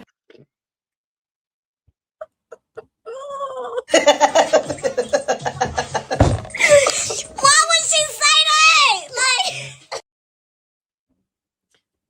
you can't go to court and not remember why you're there. You can't go to court and not know what's going on. You can't go to court. Lawyers are trained to find the lie or to find the discrepancy, to find a little nail in the coffin that can catch you up and the coffin don't close, okay? Girl, you went to the police and you told them he beat me up on the 2nd because he owed me money. But you've been testifying all day. We was fussing and fighting because the one he fucking the other girl, and they told the baby mama that I was talking shit or whatever. He confronted me over the allegations of him fucking other people, and we got beat out over that. You sat there and told your own fucking counsel what happened that did not match what you told the police. Not only that, what you went on social media and said don't even match what you just testified to. Girl, her point was you just lied. You lied. You either lying today, you lied to the cops. Either way it go, something ain't right. just testified under oath to this jury. I have been begging for my money since December the 5th. Mr. Diggs, and throughout those messages, you can see that I was begging for my money since that day. Which message? Are you talking about Exhibit 3 that you just looked at? It's other messages that you guys should have me begging for my money from Mr. Diggs. Ms. Adams, Yes. do you recall testifying under oath to this jury that your fight on December 2nd was about Lindsay, your anger at Lindsay, and you being told you couldn't go on the Miami trip? My anger was at Stefon. I never said my anger was at Lindsay. You were angry at Stefon on December 2nd Yes. because you were told you couldn't go on I was Miami. angry at Stefon because we were friends. He told me at the last minute I could not go to Art Basel. So why would you tell the police the argument was over money that he owed you?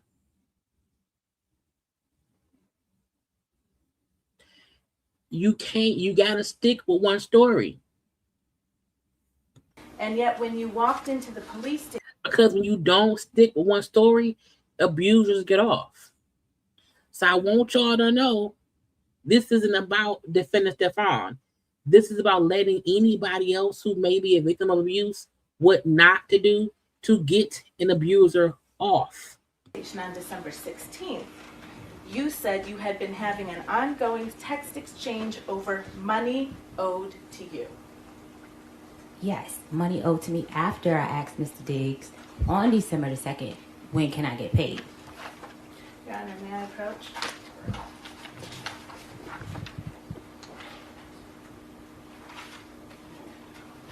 Your Honor, you've seen it sidebar. Yeah. So I had to put a little pause in because there was sidebarring. I just wanted y'all to see Stefon. Stefon was in there too. Okay. Hair braided, haircut. I don't want to look around too much. I want to get off. I'm innocent, but I'm guilty. Okay. Look, you have to know when to sometimes shut the fuck up. Let your lawyers handle it because you know the girl you was fucking is kind of crazy and don't know no better. And so him, try look at him. When you don't follow the rules of how to get an abuser locked up, you let abusers off. Okay? Stefon hit that lady. Don't get it twisted. He did. They had an absolute altercation. However, he was smart enough not to delete no texts, not to delete no messages because to him, we just fucking from time to time. And she's so dumb that she never said anywhere in any text, even directly to him, why did you hit me? Why did you choke me? Why did you do these things? Do you recognize that document that I've shown you as the police report that was prepared based on your statements on December 16th? Yes. You've seen this report before? Yes, I made it. And you see on the report where it says, she said that on this date, the male that she worked for entered her unlocked bedroom. They had been having an ongoing text exchange over money owed to Adams. She said that they began to discuss this, which apparently angered the male. I did There's no not. question pending yet. Do you see that language? Yeah. Meaning, I'm giving you the statement you gave to the police. These are your words to the police. What happened? Did you say that to Police Officer Ellis on December 16th?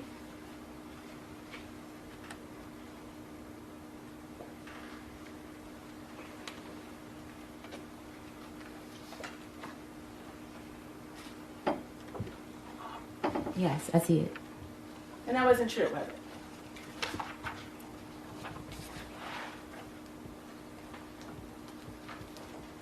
To my recollection, it was true. We did discuss money and payment. Ms. Adams, you just testified under oath about what happened on December 2nd. Okay, I also didn't put in the police report our sexual relationship because I was ashamed. The police report got leaked. I didn't put a lot of things. The most important thing was the attack in the police report. Me reporting anything outside of why he got upset, I didn't feel the need to put it. I was scared of how it was received by the public. He's in a very public relationship with Cardi B. So I did not put a lot of things in the police report. My most important thing was him assaulting me and choking me and stuff. This is something else. This is something else. When she was talking and saying things that could have hurt Stefon's case, his lawyers objection. They was like, no, don't let her talk. You see how his lawyer let her talk? Yes, I left stuff out the police report. Yes, I lied. Yes, I omitted information to not let anyone know the real relationship we had. Yes, I made it sound like, you know what I'm saying? They're letting you walk yourself right into the narrative that you're a liar, that you will hide true facts to paint a picture of you in a different way. Because if I'm fucking you and you beat me up, I don't care to protect you. I don't care who you with. Because my thing is this, if you were strong enough to go file a report knowing who he is, why not be fully honest? You already did the hard thing, which is to go to the police station and file a report. Why not put all the truth in the report? Because when you don't, it makes you look like a liar. Don't do things that help the abusers get off. So that was the most important thing that I put in the police report. I was very vague. I didn't feel the need that I had to go and explain the relationship. When you were asked questions, you actually gave I didn't feel... You must wait until I finish the question. Wait until counsel has finished the question. Answer it. If you don't understand it, ask her Because you didn't feel it was important. When you were asked questions about what happened on December 2nd, you lied. It did not change what happened on December 2nd. I'm It gonna did try not my change what happened on December 2nd. He choked and slapped me. Ms. Adams, I'm going to try my question again. Because you didn't think it was important. When you asked the questions of Dedham Police Officer Ellis on December 16th, you lied. I did not lie. Omitting things is the same thing. Okay. I want Cardi did not sleep with Takeoff. So I don't know why anyone is in the comment section spreading misinformation. There's never been any information that Cardi fucked Takeoffs out. So you understand? Look, don't y'all stick to the what's going on the thing, okay? Y'all making up shit. We don't make up shit here. We don't make up shit here. Okay? You can't stay on task, go to bed. Okay? I just did not expand on detail on the relationship I had with Mr. Diggs. I didn't feel that that was important.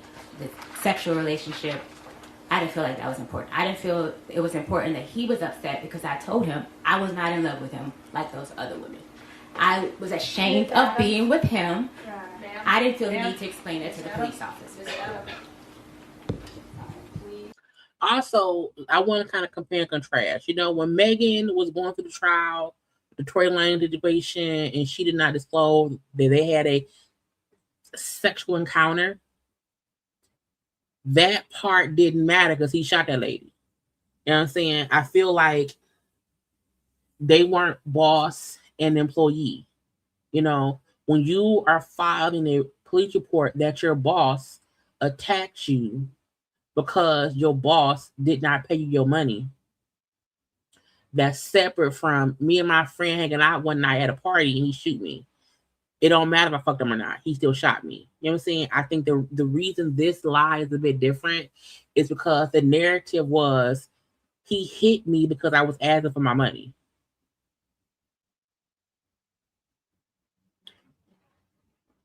Just a little bit different. Answer the question. No, and then ask you the next question. All right. Under oath, on December 2nd, when you claim Mr. Diggs walked into your room, you had not been having a text exchange fight over money. The last text exchange fight was over money. The last text exchange was me saying, you need to pay me out for the rest of the season. I'm out of your life. Give me the money for my business in that order. That was the last text exchange. His response to me. Well, ma'am, before we get to his response, why don't we get You to will what be you paying were me out for responding the to. season and the money you said you would give me for my business. Wasted my, excuse my language, fucking time being here because you have a, excuse my language again, fucking circus going on. I am out of your life. I am ruining that bitch life. All right. That's what she said to him. That she just read a text she sent to Stefon. You're going to listen to counsel's question. You're going to answer that question, and then you're going to wait for the next question. This is not an opportunity for you just to say whatever comes to mind. Okay. All right? It is to be responsive to the question presented. Okay. Next question. Thank you, Anna. That response that you just read, that was actually a response to something Steph wrote to you, right? That was a text exchange over money. Yes or no question, ma'am. What was your question?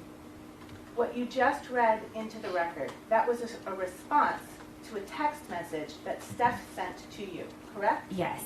And in that request, in that message that Steph sent to you, you understood you were getting fired, right?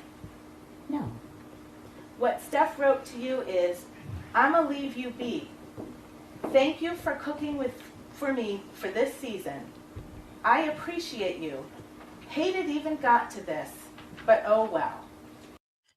And that's how abusers win. Because they text you real calm, like, yeah, sorry it got this way. I didn't want to go out this way. Okay, I didn't want to do it. I'm sorry, girl. Peace. You know what I'm saying? Like, Right? Yes. And you understood when you received that he was telling you you were not going to be cooking for him anymore. No. You didn't understand that. No. And that's why you responded with, "You will be paying me out this season and the money you owe me." No. Because you knew you were about to lose your job, right? I was not about to lose my job. but you lost your job, man. Now let's rewind a little bit. Okay, the lawyer was like, girl, the text shows he was firing you. Over money. The last text exchange fight was over money. The last text exchange was me saying, you need to pay me out for the rest of the season. I'm out of your life. Give me the money for my business in that order. That was the last text exchange. his response to me.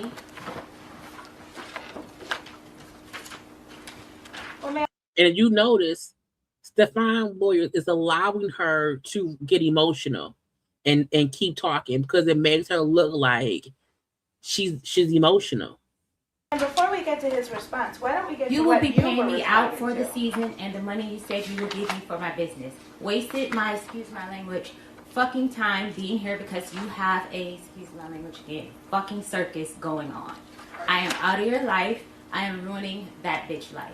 All right, Ms. Adams, you're going to listen to counsel's question. You're going to answer that question, and then you're going to wait for the next question. This is not an opportunity for you just to say whatever comes to mind. Okay. All right? It is to be responsive to the question presented. Okay. Next question, counsel. Thank you, Anna. That response that you just read, that was actually a response to something Steph wrote to you, right? That was a text exchange over Yes money. or no question, ma'am. What was your question?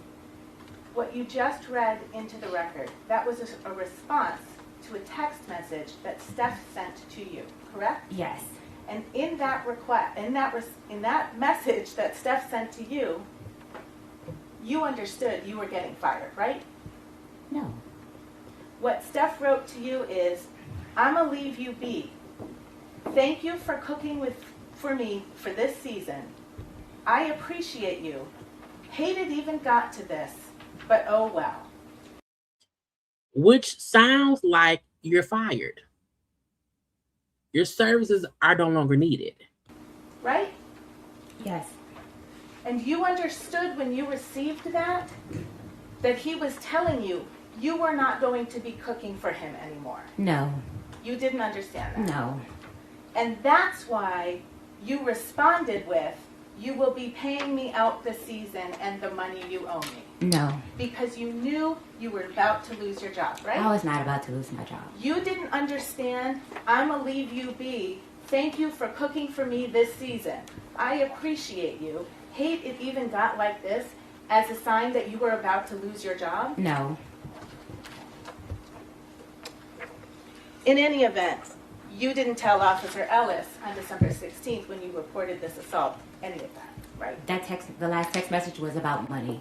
The last back and forth text messages was about money. Money he owed me for not finishing out the contract, and money he owed me that he said that he would invest in my business. So I took a lower pay because Stefon agreed Your Honor, may I have that witness instruction? I will have chance to work on my business by working with Ms. him. Adams, So in the beginning, she told us I get paid $5,300 to $10,000 per week, but she took a lower pay. For what reason? If you already making more money, why would you take less money for this job? That don't make no sense. there's no question in front of you right now. And again, please answer the questions put to you. It's not an opportunity for you just to vent with your story.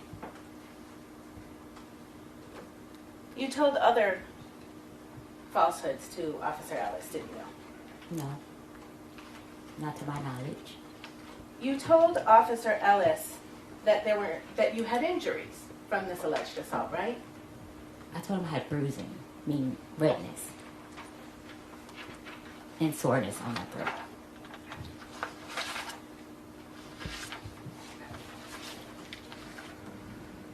You told him you had bruising on your neck, right? It was like red. It wasn't like purple bruises. On the incident report, pull that up. You didn't have any injuries when you walked into the police office on December 16th, did you? No, because that happened on December 2nd. Right. So any injuries that you would have had, you had a reason for why they weren't there, right? It happened, it faded. The fading went away the night. Right. And did you take any pictures of your injuries? I was in shock. The first thing was not to take pictures. It was to get it together. I didn't take any pictures. I was in shock. I had to get it together. But y'all know she also said after the assault, she went, changed clothes, wiped the pee off, put a pad on, went and gave Stefon his birthday gifts, and then left the house. So you thought to give him birthday gifts, but you did not think to take any pictures of the bruising that you had from an assault? thought you just testified under oath that you had just received a text message from a woman named Anna. That's Anna Kokolis, right? You're in the wrong timeline. You didn't just testify under You're on oath. the wrong that, ma'am? timeline. You didn't just testify under oath that you were sitting on your bed, reading a cookbook, got a text message from Anna, and Mr. Diggs walked into your room? Mr. Diggs walked in minutes after I texted him. That's how I based the time on what time he walked in the room. Okay. So you had a phone in your hand when he walked in the room? My phone was on the bed. I was reading a book. I wasn't texting her in the moment of Mr. Diggs walking in the room. No. Okay. But you had a phone right there in your room? Yes. And it's an iPhone? Yes. And it's got a camera on it? Yes. And you can take videos with it? Yes. And you do take videos with it? Yes. You take pictures with it? Yes. You take pictures of yourself with it? Yes. A lot? Not often. Not often. You have social media account for your business, don't you? Yes. Do you post things on your social media account? I'm not as active as I should be. You don't use your iPhone to take videos or pictures for that? I'm not a very active person on social media. I see. But you certainly had a phone in your room when you claim you were violently assaulted and injured, right? That has nothing to do or justify the reason I was attacked. It's a yes or no question, ma'am. Yes, I had a phone. Okay. You took no pictures of your face or your neck or That your has chest? nothing to do. I need to finish my question. Okay. You took no. And just letting her know, you try, because the lawyer isn't saying because you did not take pictures, you deserved it. Her point is, you are claiming, because this is a claim at this point in time, you're claiming that you were attacked and abused, yet you did not take any photo evidence of any bruising that happened, even though you had a cell phone right there within arm's reach. No pictures of your face on December 2nd, did you? No. No pictures of your neck on December 2nd, right? No. No pictures of your chest on December 2nd? No. You said Mr. Diggs hit you across the face. Did you have any marks on your face? No. You understand Mr. Diggs is a professional football player, right? Yes. He's an elite athlete. I don't know. He's an athlete. You don't know that he's an elite athlete? I guess. Okay. You call him. And you testified he slapped you across your face? Yes. And you had no marks from it? I was red. I was red. I'm lighter complexion. Bruises, they get worse over time. Do you agree with me? It was redness. It wasn't bruises. And because she is a very lighter skinned, a light complected person, when y'all know when I had that tan, I had a sunburn. Y'all know I was sunburned for about 6 months. At DJ's graduation, out in the sunshine, I was all child. Is it still? All this was sunburn for months because I have a lot of complexion, and when your body bruises, it bruises for a while. So even her notion by saying he slapped me across the face, he choked me, and all of these things, but to say that I didn't have no marks, a little bit of a red face, that's it, that's all. But I wasn't really bruised. That ain't even how abuse work. Yeah, I was sunburned because I bruise because my skin tone is lighter. So if somebody hit me, y'all don't see it. Okay? When you know what I'm saying, it shows up. So it's for her to make it seem as if, well, yeah, I had no bruises. Girl. Hang on. There's an objection. A royally objection. That is overruled. May answer the question. I have redness, Mark. Like, I'm light skinned. I turn red when You also get bruises, don't you? if I hit something hard. Yeah. Right. And bruises get worse over time, right? Okay. I'm not Do they? sure. I'm not sure. I don't get bruises a lot. I don't recall. But didn't she tell y'all that she was in a prior abusive relationship? So most of us women who have been in an abusive relationship, we know how our body bruises because we have been hit before. So they're using her own testimony against her for her to say, well, I don't know how I bruise. Yes, bruises do get worse over time. If you have a bruise today, it's going to be darker tomorrow. It's going to be darker the third, fourth day. It takes about 2 weeks for it to even start to heal. Do you recall telling Officer Ellis you were bruised on December 2nd? My idea of bruising is soreness, hurting. I was red. It was redness. With bruises and pain is two different things. Because my leg can hurt, I can have leg pain and not have not damn bruise on my leg. Okay, I can have an arm pain and not have no bruise on my arm. My titty can hurt and I have not one bruise on my titty. So even her trying to say, well, when I see a bruise, I meant I was in pain. Girl, words matter. My face was red and on my chest was red. I didn't turn purple or pink or anything like that. I didn't. It was redness.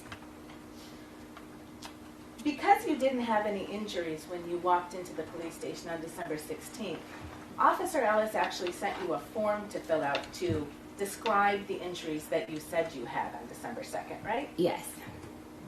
And you filled out that form, right? Yes. And you didn't do it on December 16th, did you? No. He actually emailed it to you, and you took 2 days, and then you emailed it back. True? Yes. Okay. And on that form, you put that your chest and throat were very sore for days after, right? Yes. And you put that you had redness, tenderness, pain, and bruising on your neck, right? Like I said, bruising for me is redness. It was sore, it was redness. Well, you filled Faded out. away and literally like maybe by the next day, if earlier than that. That's not how bruising works. That's not how bruising works at all. If someone slapped you across the face, choked you out enough to where your body was sore, there would be a bruise from it. That bruise does not go away the following day at all. Ms. Adams, when did you learn that the defense had provided videos of you to the Commonwealth? Maybe yesterday or Friday, I think. Sometime last week when I spoke with Drew. So last Thursday you met with Mr. Virtue to prepare for your testimony, right? Yes. And you met with your lawyer as well, right? Yes. Your lawyer is representing you in an effort to get money from Mr. Diggs, true? My lawyer's representing me, my workers' comp claim, the injuries that I received on the job that Mr. Diggs refused to pay for. That's what my lawyer is representing me for. What injury?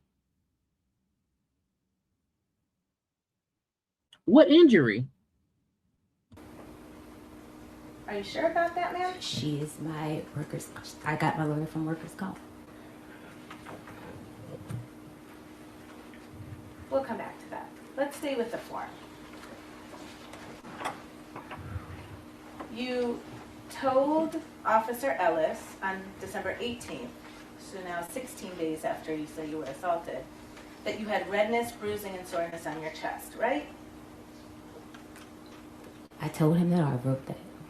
Well, you wrote it in a form. You took your time and you chose which I checked the answers marks, to give, yes. right? Okay. And you told him your shoulders were red and very sore, right? Right? I don't know what I said. This whole area here was sore. Across my chest, up here. And you told him your whole body was sore, actually, didn't you? It was. You told him it was difficult for you to sleep. I was very upset. And I think you testified today that Steph supposedly put his forearm around your neck, Steph did put his forearm around my neck. not his hand. No. Okay. But you told Officer Ellis he used his hand, didn't you? I told him to use this. This is the crook of his elbow. That is in rubber. You know what I mean, Coach? Because this is the choke with your hands. This is a hand choke. Okay, you got a hand choke. You have a around the arm choke, a leg choke. I mean, I will remember if someone grabbed me by my throat and choked me versus grabbed me by my neck and strong arm me, those are two different actions. Again, the only way to keep abusers in jail is to be honest about the abuse.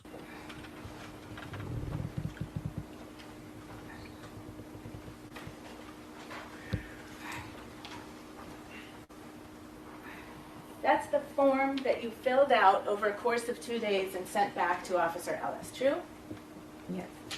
And if you look right in under the heading method and or manner of strangulation suffocation, right in the maybe top third of that page. You see that? Yes. Question number 2. How was the victim strangled? Check all that apply. See that? Forearm, right hand. You told him you were strangled with his right hand, true? With forearm, right hand. That is what's checked. Okay, but you just testified under oath it was only his forearm. This is the right side. I'm little. Everything went across my neck. So you were, that is what I meant by forearm, right hand was his whole right side. Right hand was the smack and forearm was the choke. How was the victim strangled? That was, right hand meant smack, but his whole right arm was across my chest. Which will leave a bruise. You also estimated the lever. If, let me rephrase, that will leave a bruise if your point to the police was my whole body was sore because I was strangled with the forearm. It will leave some kind of little redness and all of that. Level of pressure that the suspect used during strangulation. Do you remember doing that? Yes. I peed myself and I came back on my cycle really heavily. So that was a yes or no question there? You gave it a yes. You remember doing that, right?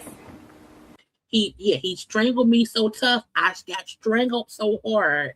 I peed my pants and he knocked my period down. Which would mean he had to put a really, really, really tight grip on her to make her body go into shock enough to pee her pants, which would leave a bruise somewhere. Even the smack, that would leave a bruise.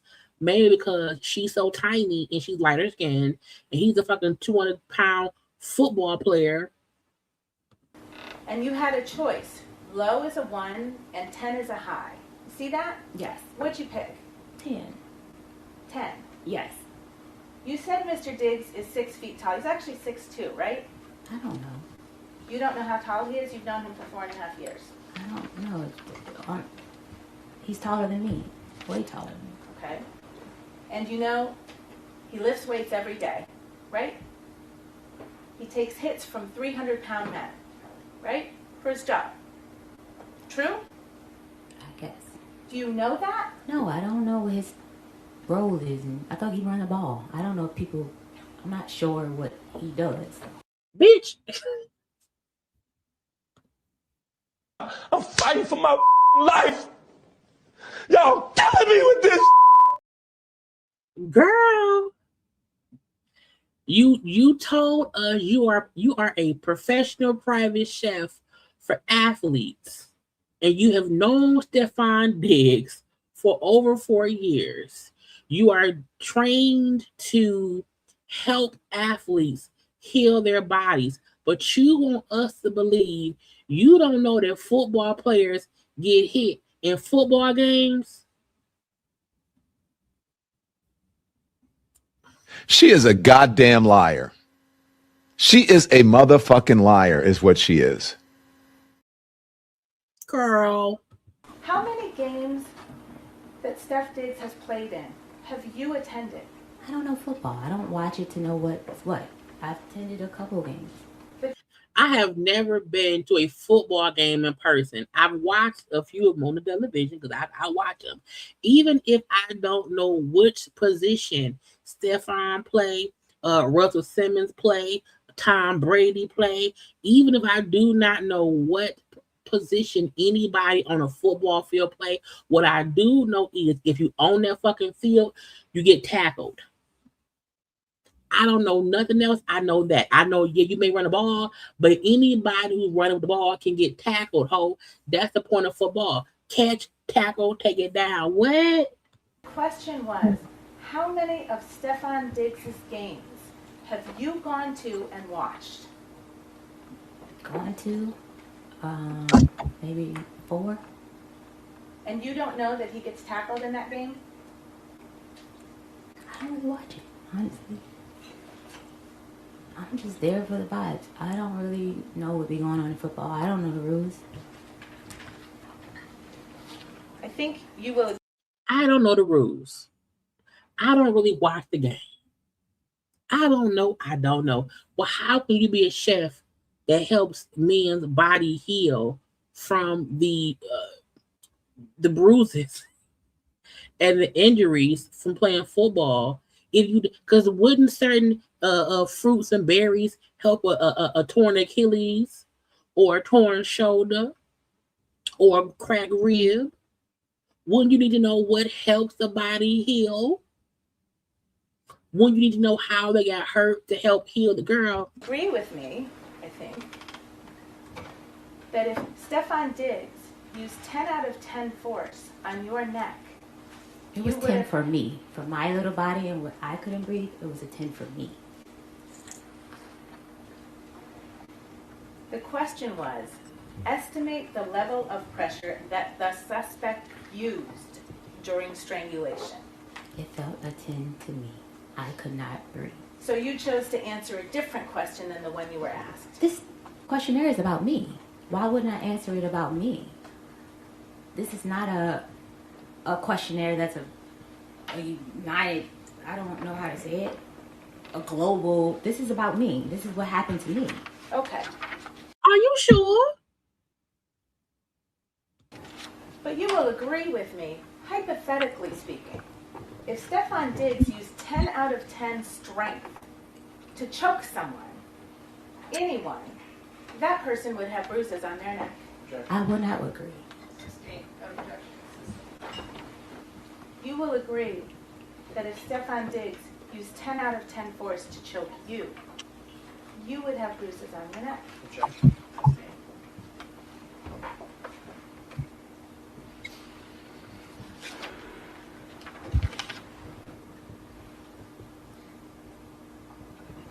I didn't think it would get this far. I thought it would settle. Now I'm here looking stupid.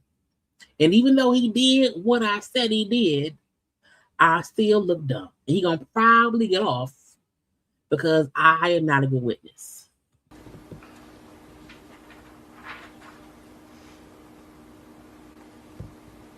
Now, you went to New York, you said, on the evening of December 2nd, true? True. And you stayed there until December 9th? Yes. You had your phone with you all week? Yes. You took messages, you sent text messages? Yes. We know that because that's when you started talking about your money, right? I did what? You testified. I asked for my money. I didn't talk about my money. Girl, potato. I asked for him to have finance sign off to pay me. My mistake. Yes. Thank you. We'll get to that money too. And you didn't think it was important to record your injuries or take photos? No, I was in shock. This is someone that I love that put his hands on me. That was not my first instinct, was to go and take a photo. Sure. Someone I love put his hands on me, and my first thought was not to document the abuse. And some victims don't.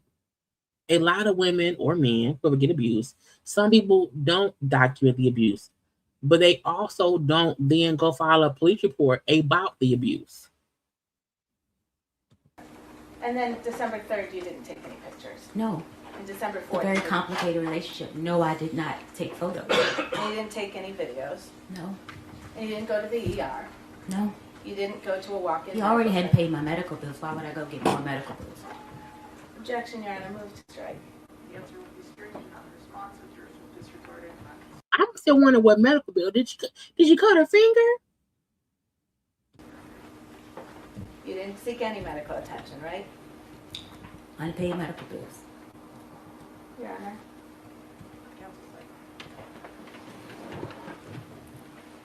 When you were with Shy and Tali for that week in New York City, you didn't say anything to them about I don't know Tally. I just met Tally on the night of December the 2nd. Okay. Shy Charles has her own personal Ma'am? relationship with Ma'am? Stefon. I need to be able to ask you questions. Okay, I and thought you I was need to be able to still answer. answering the first question that you said. You didn't let me finish. Miss Adams, we're gonna take it again, just a question at a time. Yeah, I think we all believe there was an absolute altercation between them. I absolutely believe that. Period. So yeah. It is an opportunity for a narrative, and so let her ask her question, all right, and then answer the question, and if there is, if you're feeling that you're not being allowed to finish, let me know. Just take the question out. Okay, thank you. Thank you, Anna. You didn't tell them anything about being assaulted. These are not people I trust to tell anything of that nature to. They're just people that you trust to spend a week with. These are people that I met through Stefon Diggs. I had no choice but to stay with them. I had no money. I thought you just testified you had a ticket to Atlanta. That Sonny brought. And then you changed on December 2nd, right? Yes. And then you changed your ticket to Atlanta to go to New York Yes. with Shy and Sonny. I'm sorry, with Shy and Tolly, right? Yes. So you did have someplace else to I go. changed the ticket because I didn't have money for Ubers to get home in Atlanta. Shy was going to pick me up from the airport. Now, a personal chef who works for the rich and wealthy people, actors, athletes, and all that, who usually gets paid up to $10,000 a week. She's getting paid $2,000 per week here. Did not have money for an Uber. She's living in Stefon's house as his chef, and after he puts what would you do with your money? What were you doing with your money to where you did not have any money for an Uber? Because if you put your hands on me and I have to escape and you're not paying me, I'm telling everything up front. I'm doing all the interviews to get paid. I need some monies.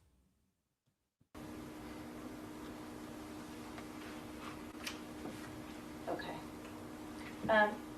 I didn't have a place to stay in Atlanta. I given up my place to stay with Stefon Diggs. So I didn't have money for a hotel or Airbnb to go home to Atlanta. All right, Miss Adams, we'll go to the next question. Thank you. You've traveled with Shy before, right? Yes. You went with her to Trinidad and Tobago. Yes. You're actually friends with her, aren't you? Associates. Hi. Co-workers. Well, you've traveled to another country with Shy. It's levels to friends. It was a co-worker. I just met Shy in August. Did Steph go on that trip to Trinidad and Tobago? No. Okay. And that was in the fall of 2025? Yes. And then you went on another trip in the fall of 2025 to see Shy, right? No, I didn't go on another trip. I was told to leave the house, so I went to stay with Shy because I didn't have anywhere to stay. Okay. And Shy picked you up in her car, you said? Yes. And Shy has a dash cam right in her car, doesn't she? Not that I'm aware of. You didn't see a dash cam in her car? No, I saw where you see the speedometer and stuff like that. I tell y'all all the time, and y'all don't listen to me. Most of the time, where the cameras? Everywhere. Who watching? Everyone. No, not down on the panel where people look when they're driving.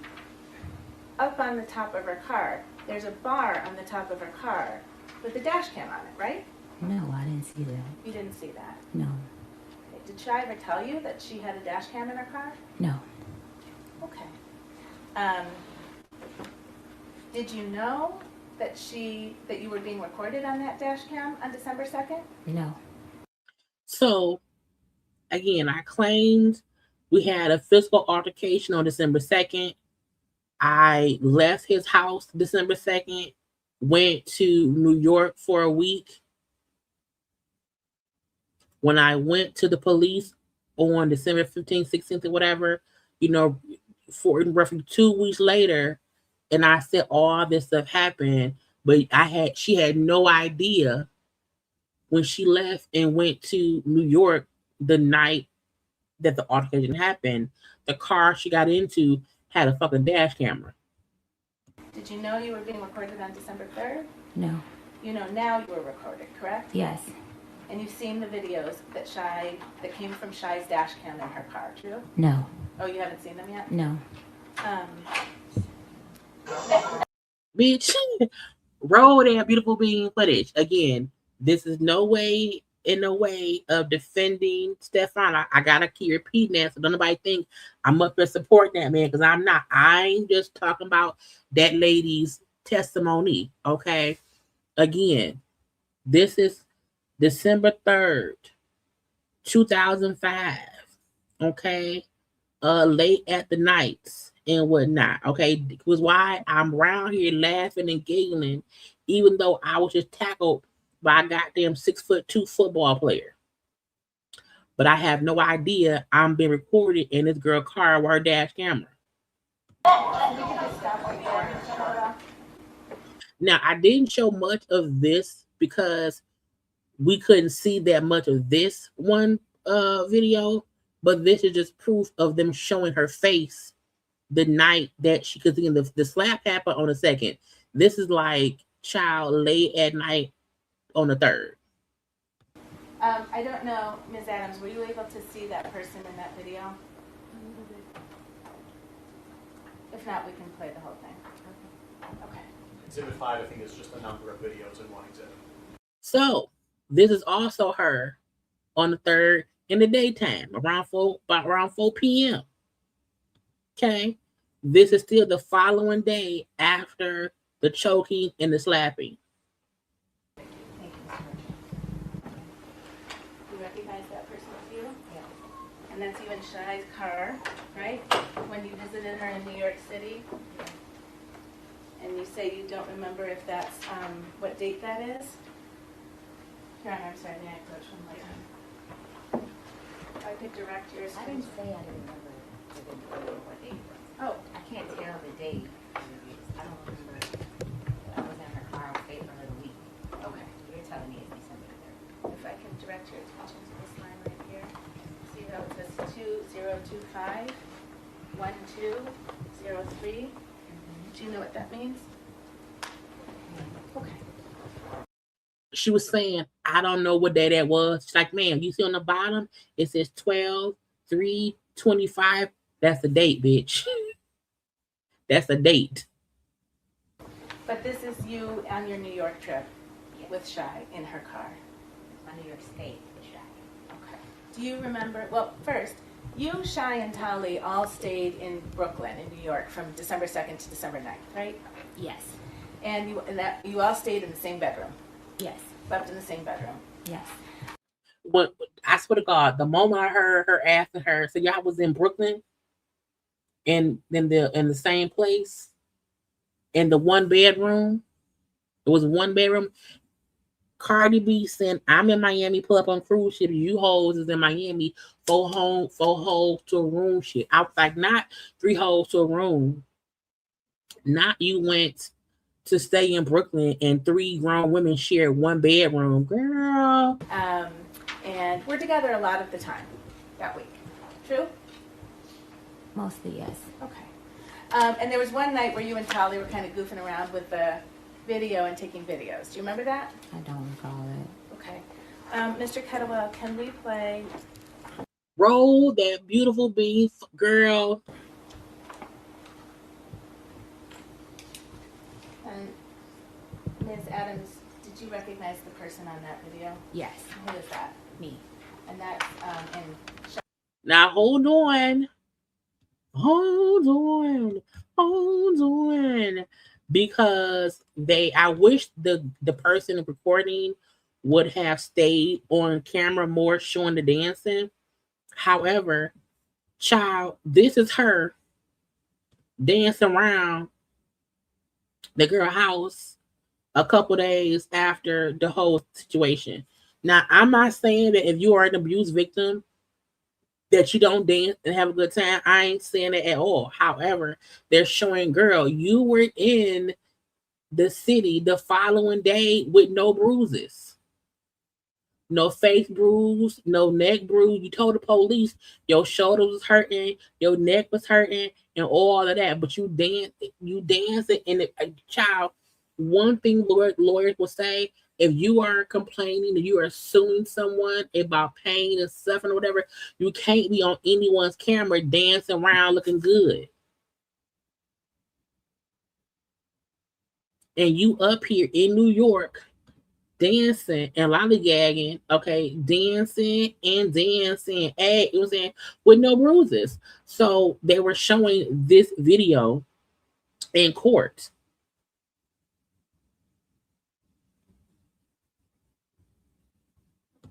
Just saying. Okay, I'm just telling y'all what happened. Bedroom, right? Where you and Tali and Shai spent the entire week, right?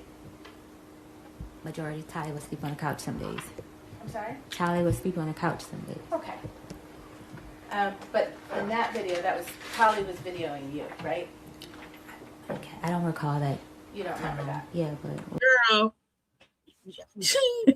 the proof is in the pudding. we were upstairs. Okay. Mr. Kettlewell and Your Honor, I would move in Exhibit 9.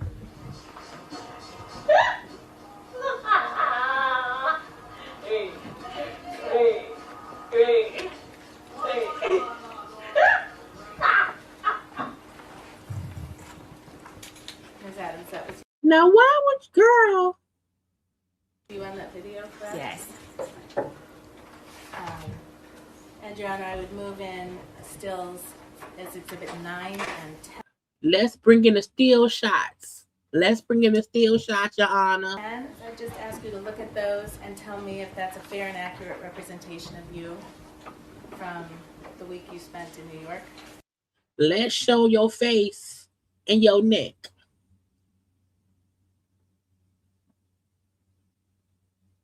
Let's show your face and your neck.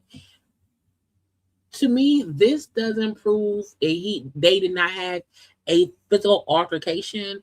What this does prove is the level of what she's saying happened. Maybe that didn't happen. Maybe it wasn't a full choke out, pissed on myself situation. Okay. Because they're showing pictures of her the day after, and child, it was a nothing situation. And let me zoom in and then show the still shot of your face. That day, yes. On December 6, 2025? Yes. Your Honor, may I publish to the jury? Thank you. For the record, I am offering to the jury Exhibits 9 and 10, which are 2 stills taken from the second video of Exhibit 8. And no objection. Because usually if a 250-pound or if a 6'3" football playing player smacks you and chokes you out, because we've seen videos and pictures of women who have been abused by athletes. They cause damage. So I think that their point is she's saying he abused me, whatever, but there's no evidence of it. are there any more video clips, counsel, you'll be using, or can we put the lights back? I think we can put the lights back on, Your Honor.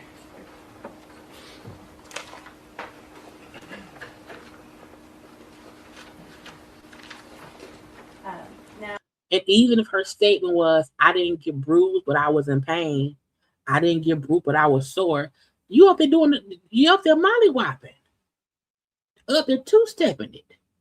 Steph and his group got back from Miami to his Dedham home on December 7th, correct?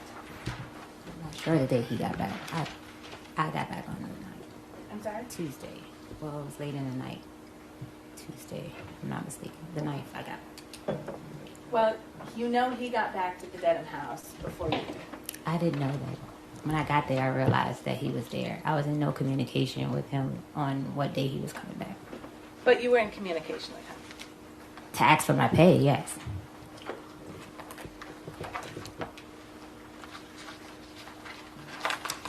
Can you turn to tab C, which has been marked as Exhibit 3, please?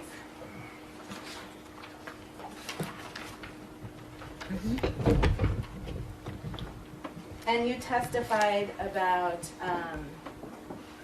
the text exchange you had with him at around 12:30 on December 2nd, where you called him a pussy, right? Yes. And then he said, show me I'm pussy, and you said, will do. Yes. Right? And then if you turn the page, if you look to the next message from you, so in Exhibit 3, there are bubbles, right? There's blue bubbles you see and green bubbles. Yes. And do you understand the green bubble to be Steph Diggs' messages Yes. and the blue bubbles to be your messages? Yes. Okay. And if you look on the page, I hope you're on the right page, it ends in that number on the bottom right corner at 118. Do you see that number? Madam May I approach? Yes. The cameraman who's zoomed in to show her neck, to show her face, to show the right side of her face, that she said he smacks her, and it was a little bit red. Patty. It was sent on December 5th. Correct? Yes.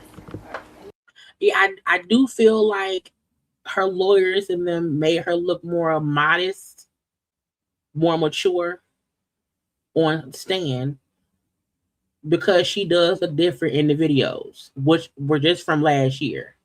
So they absolutely made her look, more modest in court. You sent it. Yes. So now this is 3 days after the violent assault that you talked about. Right? Yes. And what did you say in that message? Hi, can you approve my pay with finance, please? I have to pay my insurances this month. Thank you. Please and thank you. Okay. And then if you could look at the next message.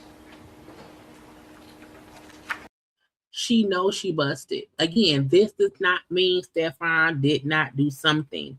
But I'm telling y'all, ladies, the only way to really stick it,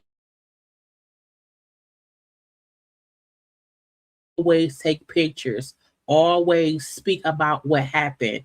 You have to do that, because if not, it makes you look like you're lying. And even when that nigga did exactly what you said he did, even when he did exactly what you say he did, if his attorneys and them can poke holes into what you said, when you said it, the lack of evidence, or the production of a video of you dancing around the fire one day, it makes you look less believable. You have to always be honest up front. That's the only way to catch these niggas up. You hear me? Actually, you know what? When the bad guy, I almost said that man's name.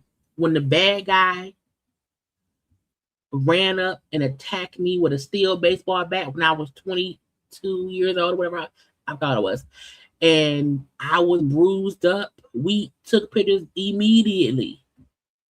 Okay, at the hospital, at home, I was in a leg brace for a little while. My knee to this day still gets aggravated or whatever when it get rain outside. My point is, when abuse happens, you do have to get some kind of evidence to be sure niggas can get caught up. Now, people seen him abuse me with the baseball, like folks saw what happened with me. However, we still made sure to get my ducks in a row. Go get a goddamn PPO. And when he had the court, they call the court and tell the court that they got a warrant out for the arrest. Arrest him. Let's not do that. Let's hold that for a second. So you were texting with Steph Diggs in the week you were in December. I'm sorry, in the week in December you were in New York, right? I text Stefon one time. Okay. But your testimony is you don't know when he was coming back to the Dedham house. I didn't. I didn't know the exact date. You didn't. But you knew he was coming back. Yes. Because that would be important to know, right? I've worked in this industry. I went off of a previous client schedule. They normally will return on Tuesday. So Well, I was in guest mode. But the last time you saw Steph Diggs was when he was assaulting you, you said. That wasn't the last time I saw Steph Diggs. I said here that I walked in his room after the assault before I was leaving to give him his birthday gift. Which sounds insane. Which sounds crazy. After he abused me, made me piss on myself, and made my period come down, I went in his room and gave him a birthday gift. That's right. Yes. Okay. You gave him a birthday gift after. I would never repeat that. I would never say, yeah, after we had this physical altercation, yeah, I gave him a birthday gift. Yeah. I would never say that. We were friends for 4.5 years with a very complicated relationship. Okay. So if Which probably means this was not the first altercation. If I could ask you actually to turn to Exhibit 4, which is behind the tab D, and Your Honor, this is an evidence. And if you look at that number on the bottom right corner, turn to the page that ends in 173.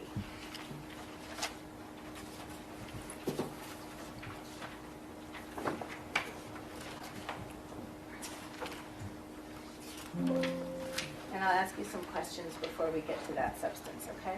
Mm-hmm. I think you testified on December 9th you went back to the Dedham house, right? Yes.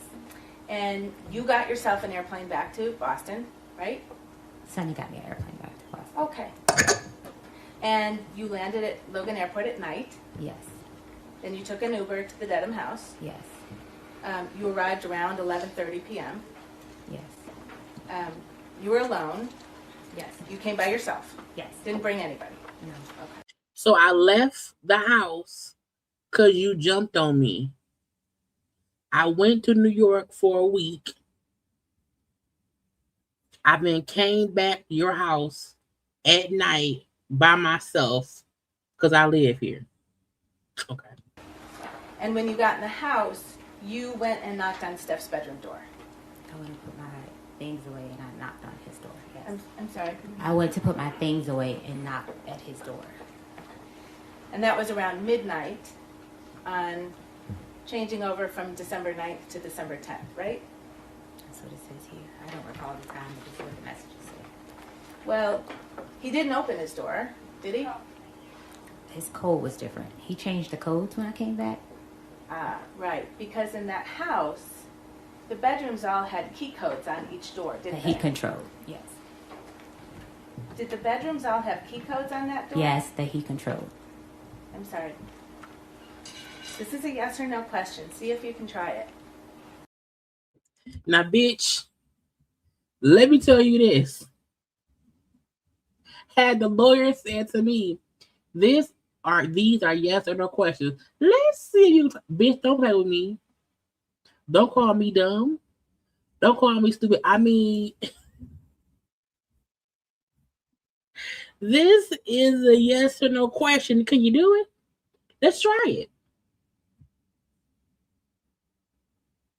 I would have like, bitch, a bitch would have slipped out. This on my side. Okay. Bitch, what? Did all of the bedrooms in that house have different key codes on them? Yes, that he controlled. So you can. What do you mean? You had a key code on your door, right? Yes. And if it was shut, it would be locked, right? No. The door had issues. I would often text Sunny, could she check and make sure my door was locked? I'm sorry, when did you text Sunny to please check if your door was locked? When I left the first week of November, when he made me leave to have female guests over. Your Honor, move to strike. I'ma add more stuff. He kicked me out to have the hoes over. That answer is now responsive will be stricken, and the jurors will disregard it. So on December 9th, round about midnight, when you got back to his house alone, you went and knocked on his door, right? Yes. And he didn't open it. I didn't knock. I tried to get in the door. Okay, you tried. I didn't knock on that man's door. I just was gonna go in there. Why would I knock on his door? To walk into his door. No, that's how I would go in his room. I would unlock his door. Sure, just like always, right? When he needs food and his door was closed, I would go in his room. Right. I never went in his room without permission. You going in there on December 9th is no different than any other day, right? No. And when you weren't able to get in, you actually sent him a text message, right? Yes. And you told him, can you read what you told him? Read your text message, girl. What did you say to that man? I was coming to ask you what time you have to be at work and to say hi. Now, why would I want to say hi at midnight? It's midnight.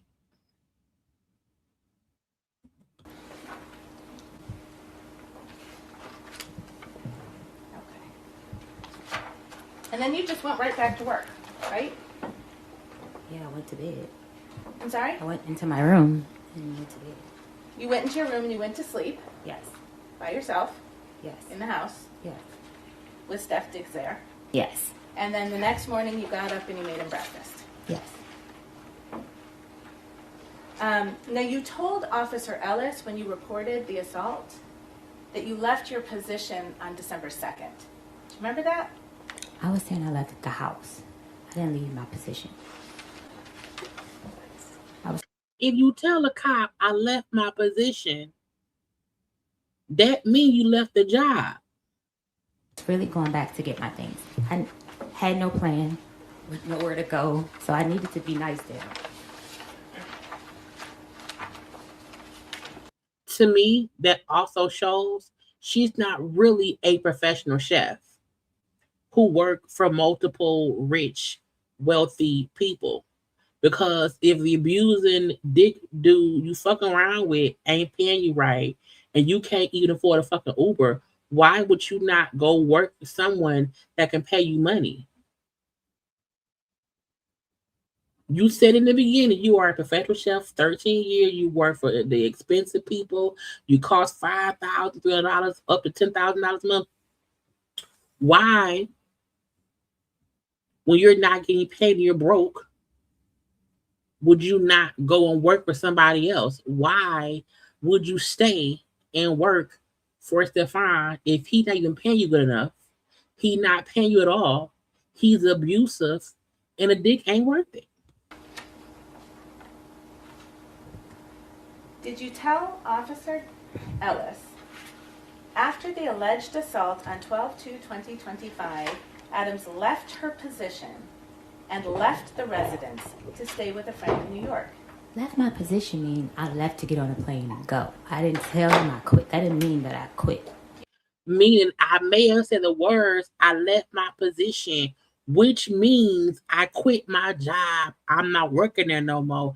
I may have used the words that meant that, but that ain't what I said. So do you not understand words?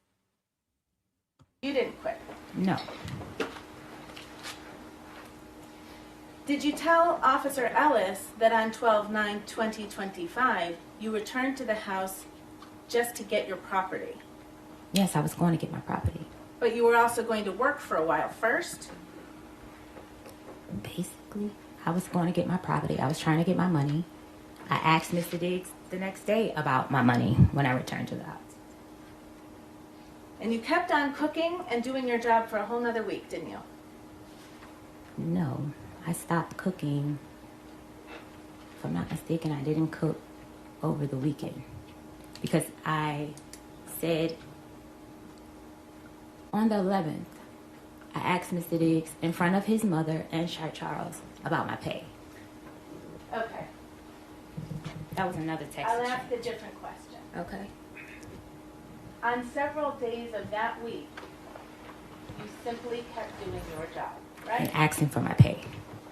That's a yes or no question now. Oh, yeah. Yes. You kept doing your job. Yes. Officer Ellis was wrong when he wrote that you left your position on 12/2. I left the house, so him putting position didn't mean that I left my job as a chef. I left the house on December 2nd. It's almost hurtful to me to watch her be so dumb. Because what do you mean? So you told Officer Ellis that you left your position, but you meant you left the house to go to New York. Yes, I left for the day. It wasn't that I was saying I quit or saying it in a way that I quit my job. I didn't say that. Because why would I quit a job that I'm not getting paid that much money for and he beat me up? Why would I leave that job? You've mentioned Mr. Diggs' assistant, Sunny, a couple of times, right? Stealing Sunny, yes. I'm sorry? Stealing Sunny, that's what he calls her. Not stealing Sunny. Your Honor, I moved to strike, and I'd ask that the witness be instructed to please answer a question. That answer will be stricken in jurors with this recording. And if you don't understand. And the fact that she's saying stuff was Stefon Carter stealing Sarah. So you do be snitching. Why are you snitching in court? Thank you, Your Honor. Sunny was a friend of yours, wasn't she? No. Ms. Adams, you texted Sunny all the time, didn't you? Because that was my contact. Go to contact for payment, go to contact if I didn't have access to his card or I didn't have no money on my card to order food. And we would discuss things at work.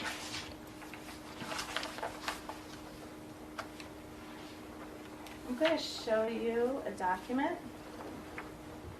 Do you recognize that document as text messages between you and Sunny? Yes. Yes? Mm-hmm. Do you see where the messages start on Thursday, December 11th? Yeah. I don't think she knew her text would come up. I don't think she knew this would be televised. I don't think she knew I think she really thought he's going to try to settle with me out of court in some kind of way. I don't think she even realized going to the police to file a report would lead to a fucking court case. I think she's stupid. I think he's dumb. At 7:44 a.m., you see that? Yes. And this is an exchange between you and Sunny, right? Yes. And you write to her, morning, did you change my door code, right? Yes. And that's what you were just talking about. Each door has its own door code in Steph Diggs' home, right? Yes. And you were having trouble getting into your door code on December 11th. Yes. And had you been having trouble getting into your door code since you got back on the evening of the 9th and 10th? When I walked in on the 9th, it pushed right open. Okay. All right. So it changed in somewhere around there. When the morning, maybe when I walked out the door, that morning I made breakfast. I'm not mistaken, that's the morning that... I'm going to stop you because okay. It's not responsive. All right. All right? So on December 11th at 7:44, you asked Sunny, did you change my door code? And she says, no, I don't know the code, right? She doesn't have access to change the code. Okay. And she says, Rich? Question mark. Who's Rich? Rich was like somebody that helped around the house. He was like a maintenance guy. I Right? don't call him that. Someone to help around the house? He did a lot of stuff for Mr. Diggs. Okay. He wasn't And a he was at the maintenance house person. a lot, right? If we needed anything else, we would call Rich. Okay. Bitch, that's maintenance. Did she not know words? And you say to Sunny, I asked, he hasn't answered yet. And then you say they changed it, right? Yes. Sunny asks, who changed it?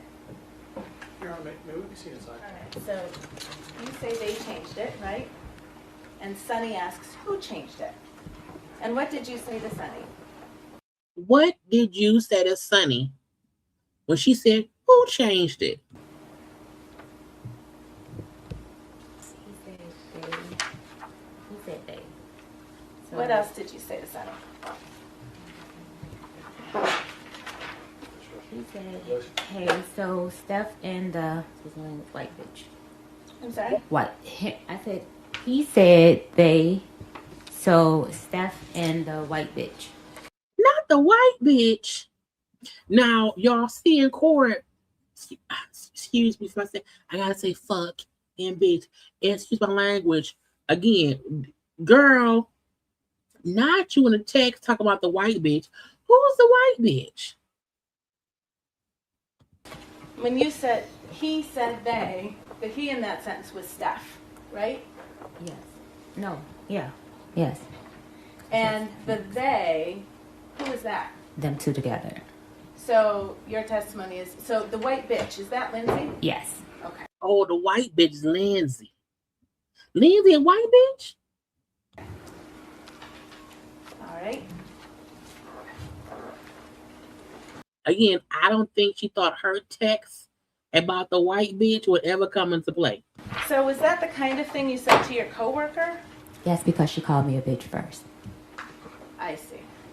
So you were kind of friendly with Sunny. Yes. You shared stuff with her. Sonny disliked her too. Okay. So you shared that. They had their own thing before I came. And then if I could ask you to turn to tab D in your binder, which is Exhibit 4. And so that text exchange with Sunny, that was at Yeah, we got about 20 more minutes left and then we're done. 7:44 a.m. on December 11th. Yes. All right. And if you look at these messages on page 178 of Exhibit 4, this blue message at the top is something that you sent on December 11th, 7:52 a.m. Do you see that? Yes. And you sent it to Steph. Yes. What did you say to Steph? Did Lindsay change my door code? And why can't I get into my room? Okay. And then you and Steph kind of have a back and forth about the codes and why can't you get in, right? Yes. All right. I remember that. That's not listed here though. Okay.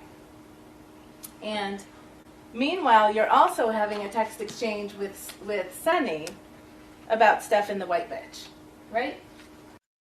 Steph and the white bitch. Yes. Yeah, we got Stealing Sunny, the white bitch Lindsay, all these names. And the thing about it is, the reason that she first said Stefon was pissed was because somebody said she's telling secrets. She's spilling tea. I absolutely believe she was. Telling on everybody. The white bitch, the stealing bitch, the whoever else. Rich who ain't really maintenance. The other assistant who don't assist with shit. Telling. Objection, Your Honor.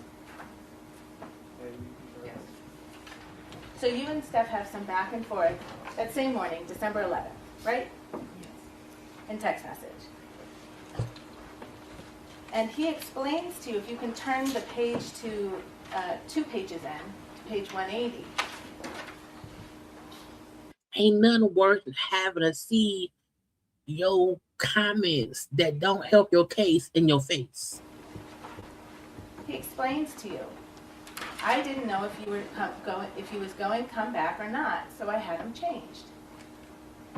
Right? Stefon know why he had the door lock changed. Is that what he wrote to you on December 11th in the morning? Yes. Okay. And what did you respond?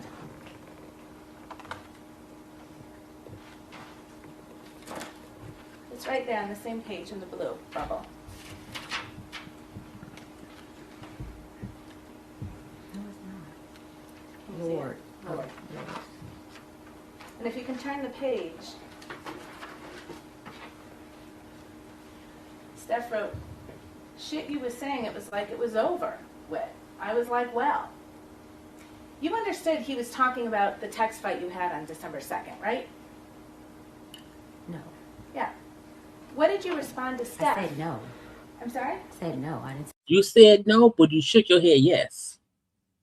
say yeah. You didn't understand that he was talking about the last time that you saw each other on December 2nd, which is the day you got in the text fight about Lindsay and you not going to Miami? Me and Stefon had arguments all the time. Like, not all the time, often, and it would just fly over. Now, why am I arguing with my boss all the time? But it wasn't, it didn't turn into a fight like it did. I needed to come back to get my things. Let's see what did you respond to Stefon on December 11th?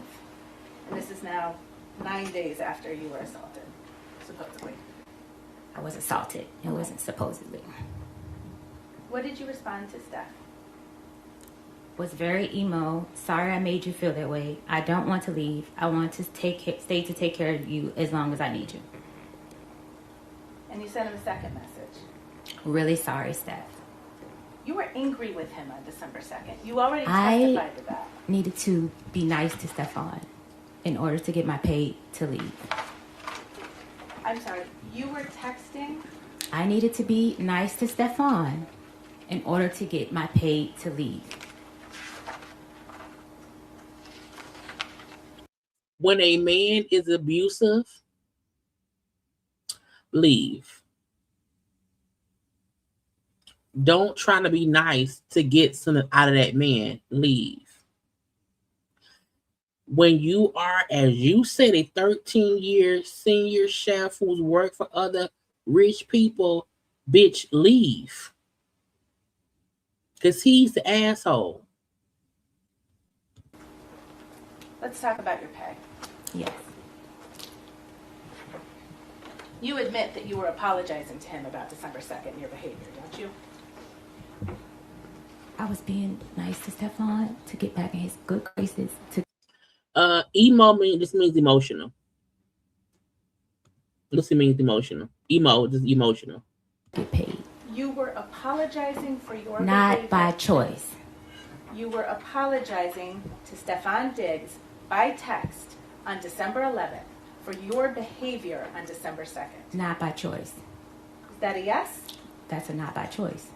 It's a yes or no question, ma'am. I don't know what that would be, a yes or no question. It's a yes or no question. If the witness is saying she can't answer that yes or no, she can have it. Okay.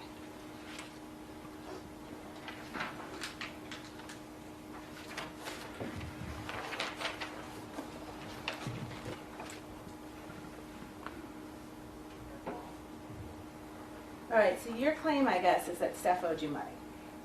It's not a guess. Stefon did back wages. You were Wages paid- owed. You were It was paid- wages. I think you should use the correct language. Not the girl. You would use the wrong word for the maintenance man. You don't know how you got fired. Like, you ain't even using the right words the whole damn time. But you want her, girl. The correct language It's for your wages. civil lawsuit? I don't have a civil lawsuit. You were paid $2,000 per week to cook for him, right? Yes. And if you used your own money to buy groceries, you were reimbursed for that. Yes. And when you were hired to work as Steph's chef, you didn't have to fill out a job application, right? As stated previously, me and Stefon had an interpersonal relationship. What does that have to do with when you got hired for a job? You did not have to fill out a job application. Professional. So is that a no? I did not. I don't know how to fill out- answer that question. Yes Did or you fill no. out a job application? I don't know how to answer that question. Yes or no. Ma'am, did you fill out a job application? No. Yes or no? No. Next question. You didn't have any employment contract or anything. Yes, we did. Did you sign a written employment contract? We had a verbal text contract. A verbal text contract. Well, first of all, verbal and text are two different things. You didn't have to interview with anyone to get the job, right? He knew my skills. So on December 1st, this is the day before you say you were assaulted, you submitted an invoice to be paid, didn't you? Yes. And can you explain to the jury, so you weren't just automatically paid? I was supposed to be. They sent maybe 2 automatic payments, and then the rest was I would have to go through Sunny. Right. You'd have to confirm with Sunny you worked that week, right? I would have to, not that confirm, I lived there, so it was never a confirmation. She was there a lot too, right? No. Okay. So you did have to confirm with Sunny if you worked there or not. Not that I worked. I had to confirm with Sunny my reimbursements. I lived there. But did you cook every day? Living there and working there are two different things. You could have been live in vagina. And on December 1st, what you did was you took an invoice for money you claimed you were owed, right? It's not a claim, it's money that I was owed. Ma'am, she had to say claim, alleged, accusation, because that's what it is. You submitted an invoice on December 1st for payment, right? I don't recall. I don't know the exact date.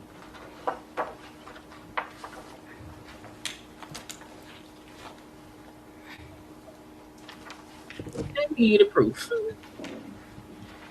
There you go.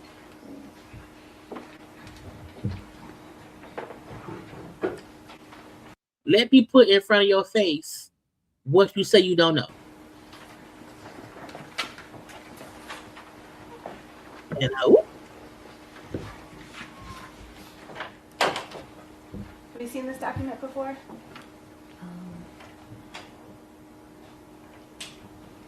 Yes. It's an email dated December 4, 2025 from Melissa Goddard. I saw that in a text screenshot. That email that Melissa has of mine was not working at the time. This was a screenshot that Stefon sent me. I never received this email. Okay. This is an email from Melissa Goddard. I never received it to my email. Did you see? Because you're saying Melissa had the wrong email. So even though you live in the house with Stefon, you know the hair braider, the stealing assistant, the white bitch Lauren, okay, Ray, the non-maintenance man. You've known Stefon for 4 years, but they didn't have your right email address.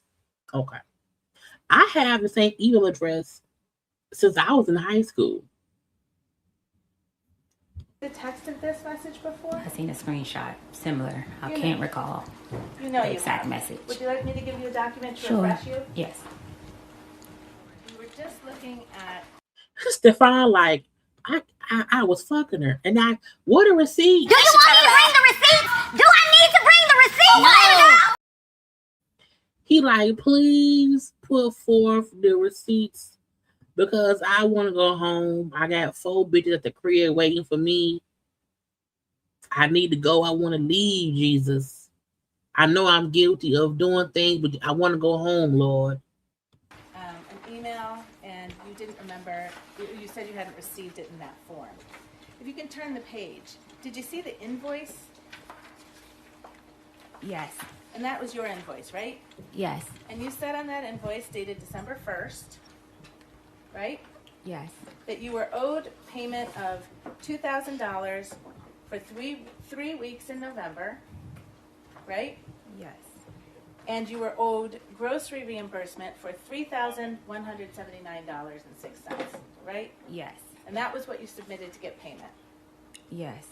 So again, she submits invoices to his team saying this is what he owes me for work, for my regular weekly fee and any food I pay for out of pocket, the reimbursements. Okay. She sent that invoice. And you said you didn't receive this email, but you remembered getting it by text message, right? Yes. Okay. And so you have read, and you remember seeing the substance of this email, true? Yes. Okay. And this is a response to your invoice, right? I don't recall because Stefon was refusing to pay me for the week he sent me home. Well, Melissa Goddard writes on December 4th. I appreciate you may not have received this on December 4th. And if you sent them an invoice, they would have to have your email because I'm pretty sure you emailed them the goddamn invoice. But she writes, thank you for providing an invoice. I've attached a readable PDF. And it turned out, Ms. Adams, you had gotten paid for 2 of the 3 weeks that you said you hadn't gotten paid for, right?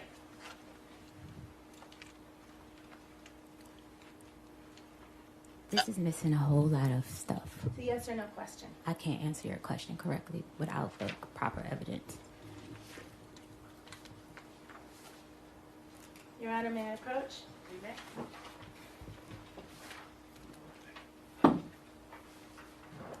Here's more evidence for you. Here you go. Do you recognize this document as text exchanges between you and Sunny?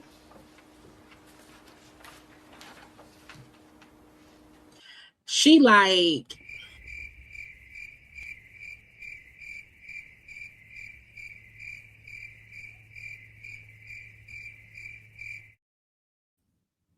mm, mm, mm.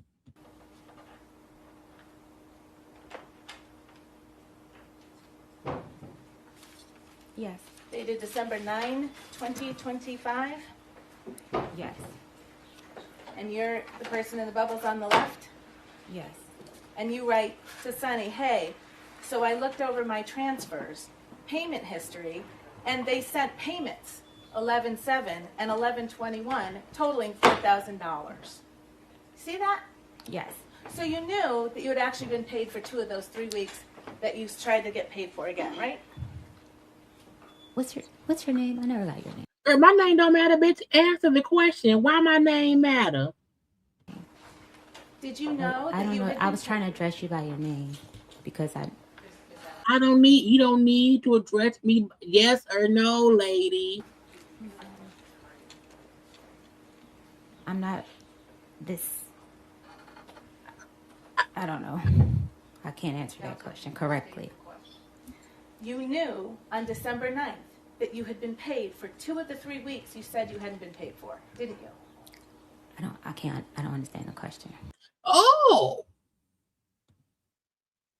the text messages between you and Steele and Sunny tells the story of you got paid for 2 of the 3 weeks you said you wasn't paid for, ma'am. What did you do it? You just acknowledged you wrote it to Sunny. I was supposed to be paid for the week I was sent home. Okay. So why would you be paid if you didn't work? I sent the incorrect amount because I didn't know he wasn't paying me for that week.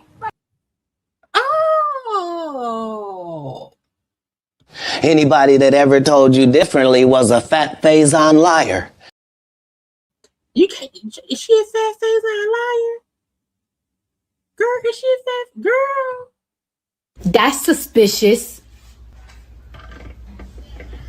Yeah, it's fine. That's weird. So you sought $6,000 instead of $2,000. That's my calculations was right. And so that last week, that was a week you didn't work, right? Because I was sent home. Right.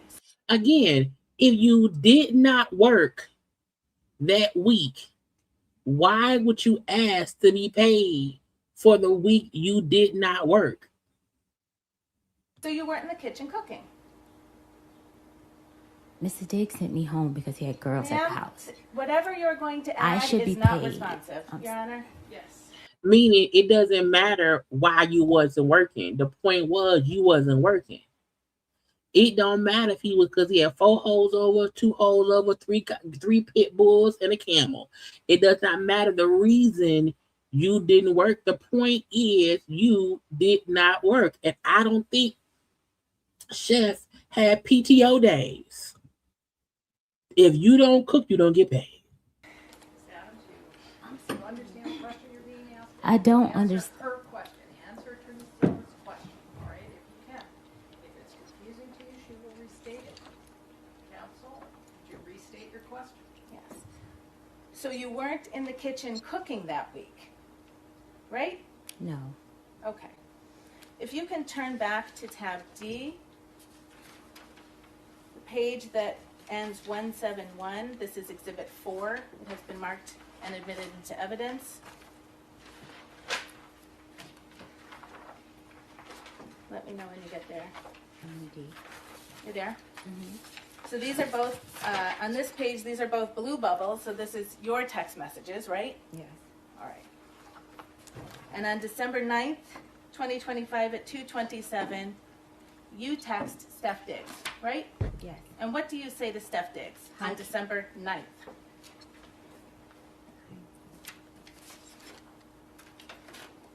Do you need help finding it? What's the last? 171. I can help you find it.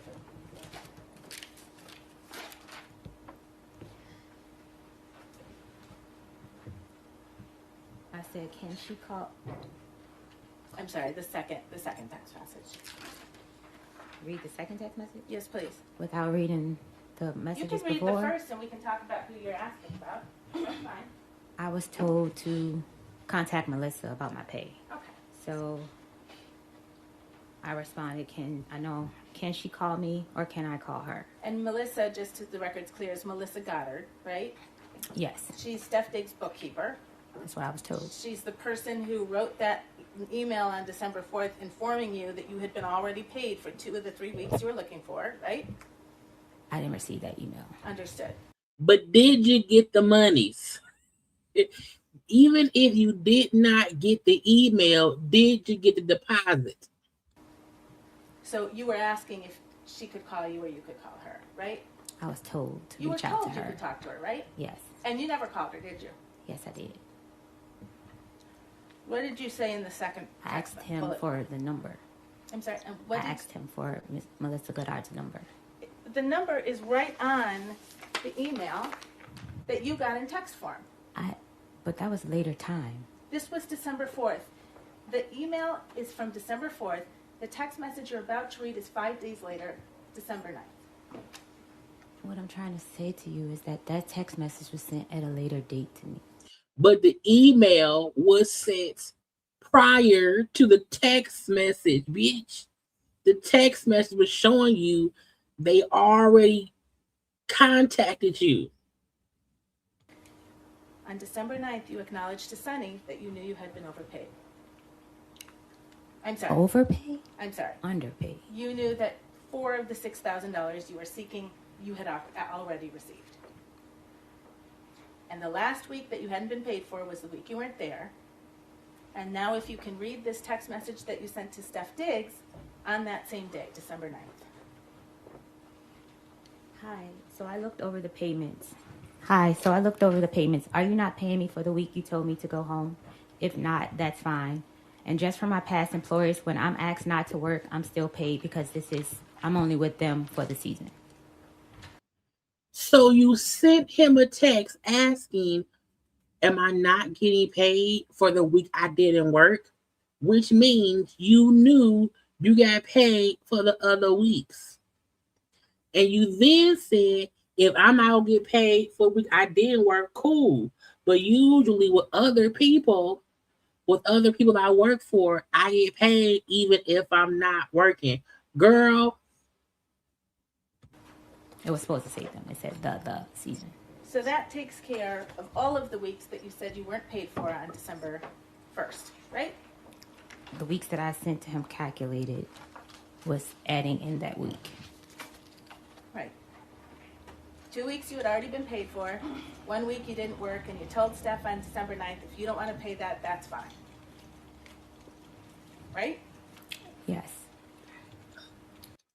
Bitch. Is you stealing? This ain't stealing. This ain't stealing. Do you not see? I mean, look. Is it a coincidence? Is it a coincidence? Is it a coincidence? I ask you. Is it a coincidence? Girl. All right. You also sought $3,179.06 in reimbursement for money you claimed you spent on groceries. Yes. That was on December 1st. That's the day I sent the email. Okay. The text to Sunny. And Please turn off all phones.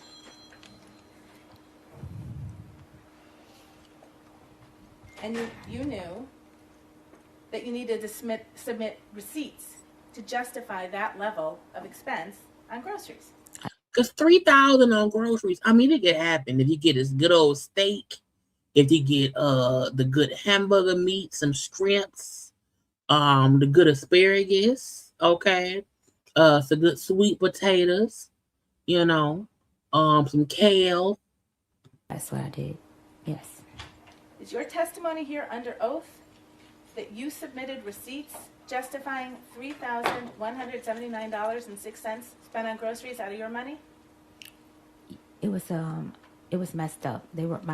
Was off. Something was off. Some receipts were the wrong receipt, and we cleared it up.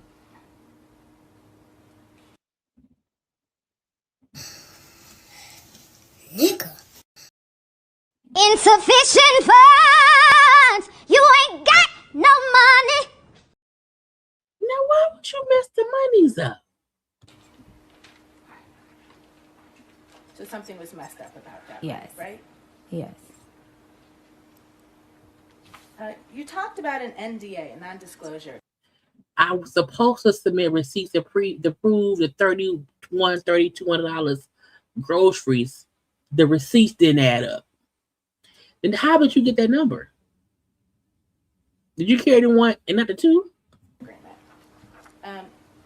Melissa asked you to return an NDA, right?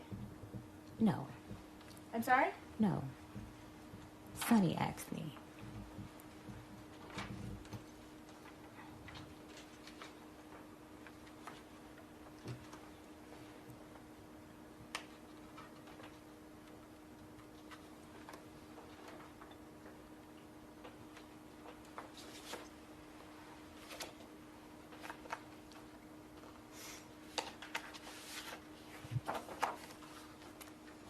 You received an email from Melissa Goddard on December 13th, right?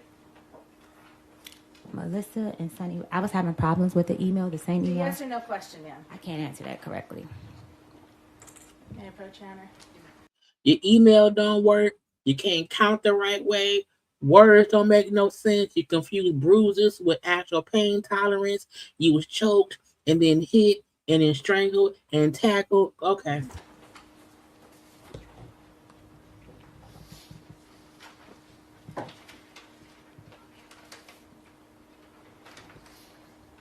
And what kind of personal chef to the stars don't have a working email?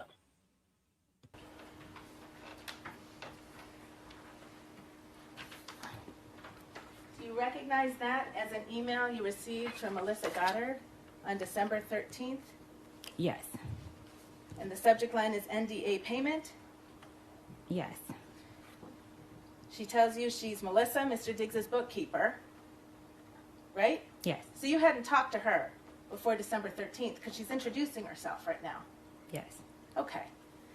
She says, please return the completed NDA provided to you by Sonny to this email address, right? Yes. This is required for employment with Mr. Diggs or any of his entities. Right? Yes. Sonny has an NDA, doesn't she? I'm not sure. You don't know? I don't talk to Sonny about her business, but Mr. But you know she be stealing. Diggs.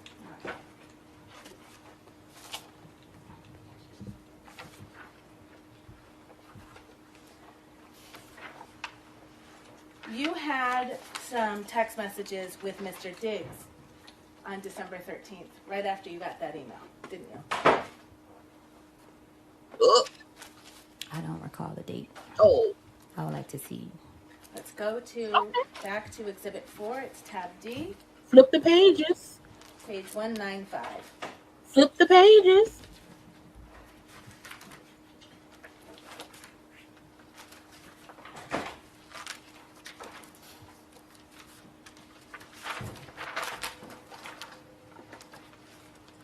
Let me know when you're there, please. You there? Mm-hmm. And again, this big blue text bubble right here at the top, that's from you, right? Yes. Okay.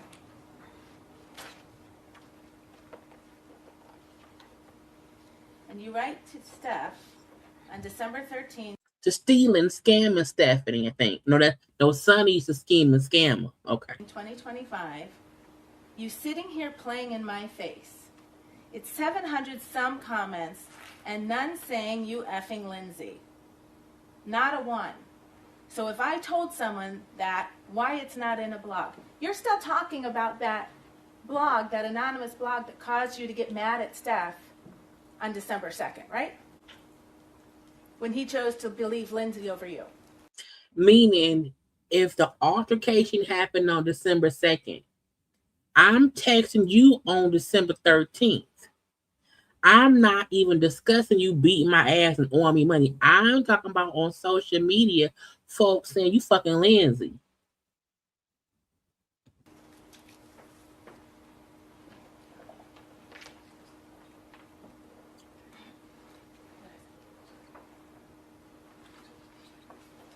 Girl, can't get your tongue? I'll clarify. Thank you, Mr. Virtue. On December 13th, you're still mad about the issue that led to Steph believing Lindsay over you. That Steph believed Lindsay saying that the shit. I think what's her name? What's her name? That Mila is talking, is snitching, is saying his personal business with. He believed Lindsay, who said that bitch be snitching. From my recollection, he didn't. I'm sorry. On December 13th. I can't answer that question correctly without the previous text from Mr. Diggs. You write, not a one, so if I told someone that, why it's not in a blog? You believe it and now sign an NDA. Send me my money. You sitting here playing in my face. Isn't that what you said? Yes. Okay. You were mad about the NDA because you thought you had to sign it because Steph believed you leaked something, right? Yes. Didn't have anything to do with an assault. What did you say? I don't understand your You question. thought the fact that you were being asked to sign an NDA was an indication that Stefon still didn't trust you, right? No. But you're talking about Lindsay and a blog to him the same day you get an email from Melissa asking you to sign an NDA, right? Stefon knew that I know. Yes so or no I question, can't ma'am. answer that question without explaining. If I told someone that why it's not in a blog, you believe it and now sign an NDA. Those are your words, right? It was now signing NDA after you assault me. I had information on you. You didn't and you say think I was leaving. Ma'am, it's not responsive. You didn't say anything about an assault when you talked about an NDA, did you? The text don't lie. If you gonna bring up the NDA, why would you not mention the assault if that's what you felt? It does not change the fact that I was assaulted. You talked about Lindsay in a blog and he believed It does not Lindsay. change the fact I was assaulted. The first time you connected an NDA with an assault was when you went in to talk to Officer Ellis on December 16th to make a police report, right? Yes, because I noticed the behavior.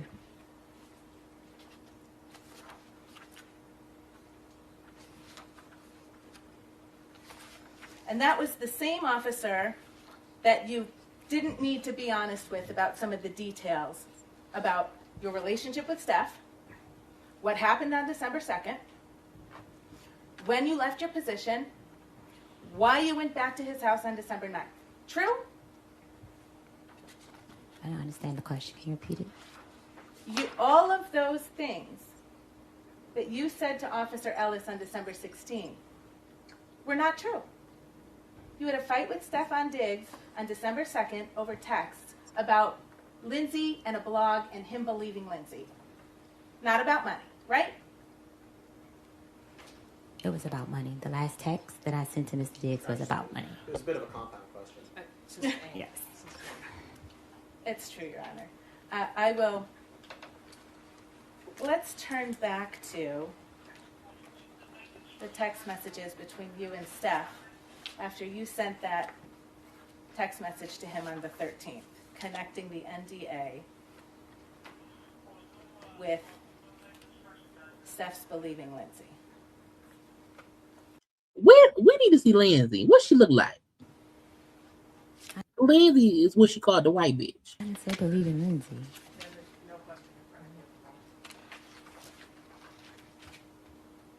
You and Stefon got in another text argument about that issue, right? And if you could turn to page 201.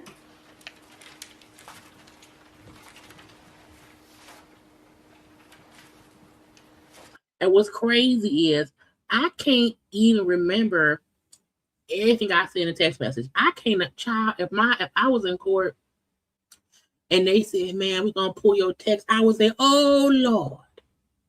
I don't know what I said. I can't remember. I said that. Oh my Lanta.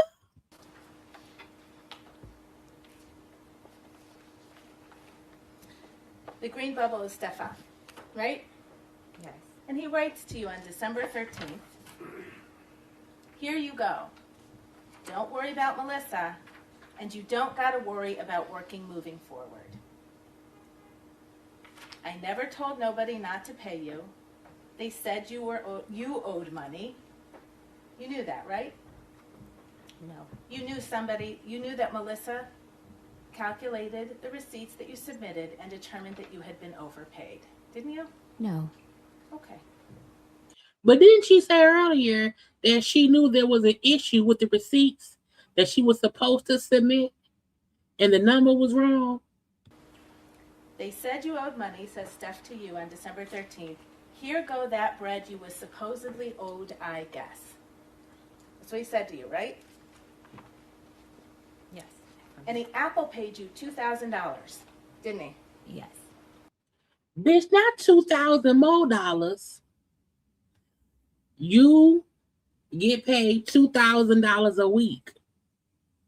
You fussing because you keep saying he didn't pay me for the 1 week I didn't work. I submitted an invoice for $3,182, but my receipts didn't add up, and they caught that mistake. However, here's a text between you and Stefon where he's saying to you, he go to $2,000,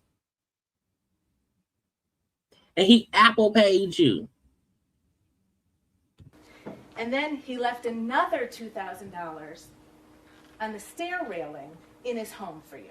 And that was for the week that I was there. So you get $2,000 via Apple Pay, $2,000 in cash, girl. That was for the week of December 9th when you worked, right? And he asked you 3 times in your text message, what else do I owe you? And you never gave him a number, did you? I said they owe me grocery. I had given Sonny the grocery reimbursement, the person that was my contact for giving receipts to. I thought you just testified there was a mix-up with the numbers. Yes, but I had talked to her about that. We had came up with the exact numbers after she added up the receipts. You understood that Steph fired you that day, right? I was leaving. Okay.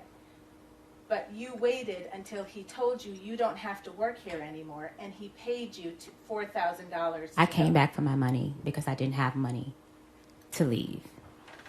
So the record's clear. You came back on December 9th. To get my money that I was owed.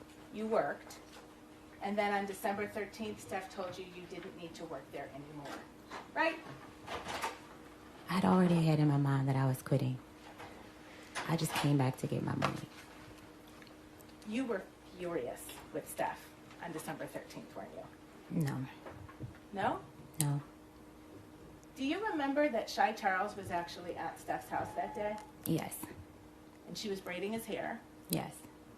And she was staying downstairs. She was going to stay overnight. Yes. And she finished braiding his hair around midnight. Yes. And then you came down from your room to talk to Shy. Yes. And you did that because she was your friend. My coworker. We were cool. And she's the person you spent that week in New York with. December 2nd, the day you were supposedly assaulted, until December 9th. And I want to also point this out. Any coworker that I'm just cool with, I'm not spending a week with that bitch in New York in a 1-bedroom apartment. I'm not sharing a bedroom with a coworker that I'm cool with. Nobody shares beds with somebody they're not friends with. Bitch, I don't share a car ride with hoes from work. We can't even ride to 7-Eleven together. Okay, I have never rode in a car with not a coworker unless they was a friend of mine. Bitch, she was a friend of mine. Why are you lying saying she wasn't your friend? However, you spent a week with her in New York in a 1-bedroom apartment in Brooklyn.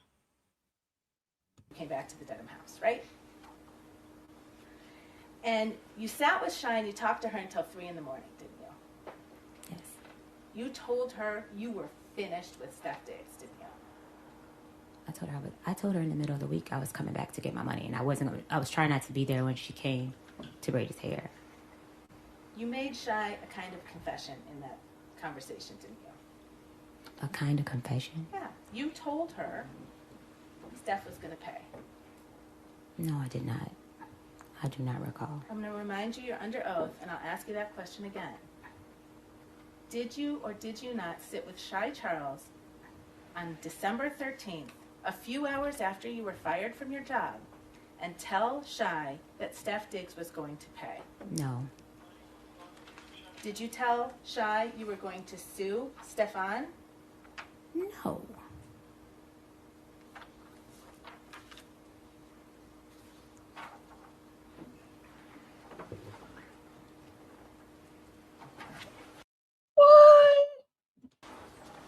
So after you were fired on the 13th, you stayed in the house, I think you said 2 more days, right? I wasn't fired. After Steph Diggs told you you didn't need to work there anymore and paid you all the money That day you went back that to you claimed you were owed, you stayed in the house for 2 more days, right? I had to get a plane ticket and I had to find somewhere to stay. Okay.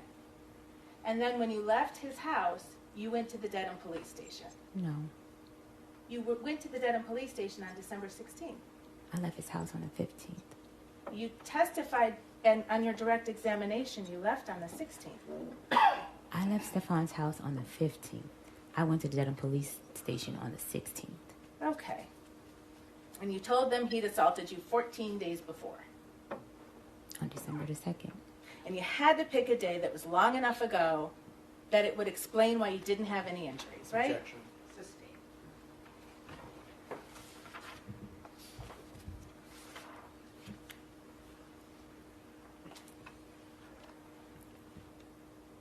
Part of the lesson you were going to teach Steph was to make a false police report. Isn't that true? Objection. Sustained.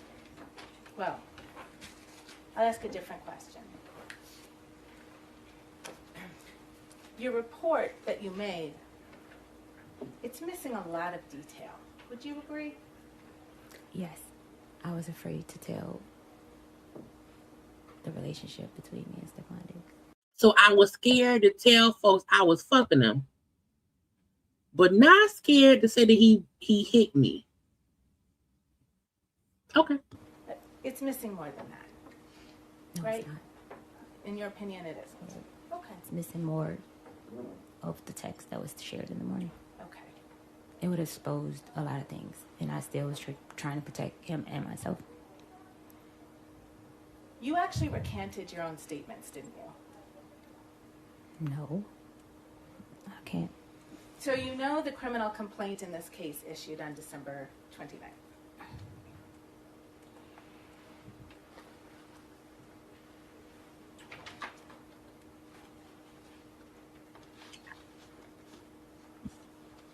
Right?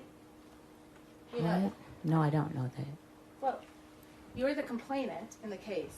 Is it your testimony you weren't notified that this case was going to be brought forward to the court? I don't recall. I don't. It was big news. I don't. No one reached to me that I recollect.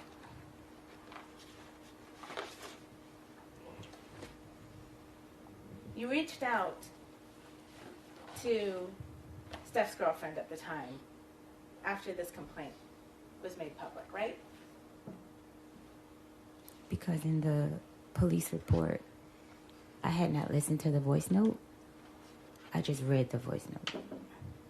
I was afraid she knew. I was afraid. Ma'am, it's a yes or no question. I can't answer that question. After this complaint became public on December 29th, you reached out to Steph's girlfriend, didn't you? I can't recall the date, but yes. Yeah, Bertrand. And that's where the arguments, that's where the testimony for today ended. Her admitting that she reached out to Cardi B once the case became public.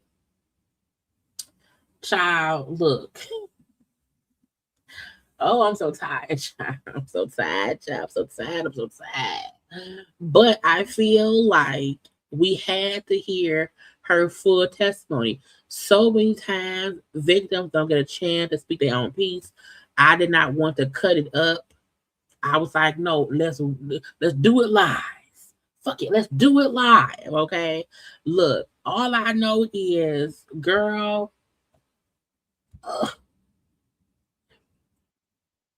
again, Stefon Diggs and this lady had a physical altercation. I believe. However, all the stuff she did after that happened makes her look like a liar. Okay, all the things that she did, all the conversations she's had, all the text messages she did, all the receipts she turned in, all of the stuff that she did made it seem like she's a liar. Okay, it make it seem like she's making shit up. Okay. So tomorrow is day 2. Tomorrow is day 2, but we have to discuss the Met Gala fashions tomorrow. So we won't get back into, and I don't know if she will be the next witness or whatever, but we'll probably discuss Stefon Diggs shit on Wednesday. Okay? But it is 1:17 in the morning. I have to take the next hour and at least pull out some Met Gala looks for us to talk about tomorrow. But it's time to go to bed. It's time to go to bed. Now look, no one is defending Stefon Diggs because that man did absolutely. He was fussing with that girl. Okay, he was fussing with that lady. However, the issue I have is you have to know when to be a good witness. Okay? You have to know when to be a good witness, and she wasn't no good witness around here. Now, look, y'all like, comment, share, subscribe. I'm finna go ahead and get to looking at Met Gala fashions. I'm gonna give myself a good hour to pull that together, and we'll be live tomorrow at 9 or whatever to get into the Met Gala fashion because I can't wait to get into it. However, y'all go to bed. Y'all, it is late. It's late. Go to bed.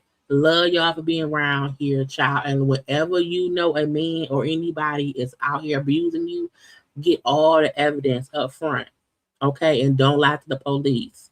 Don't help him get off. Anyway, I gotta go. Bye.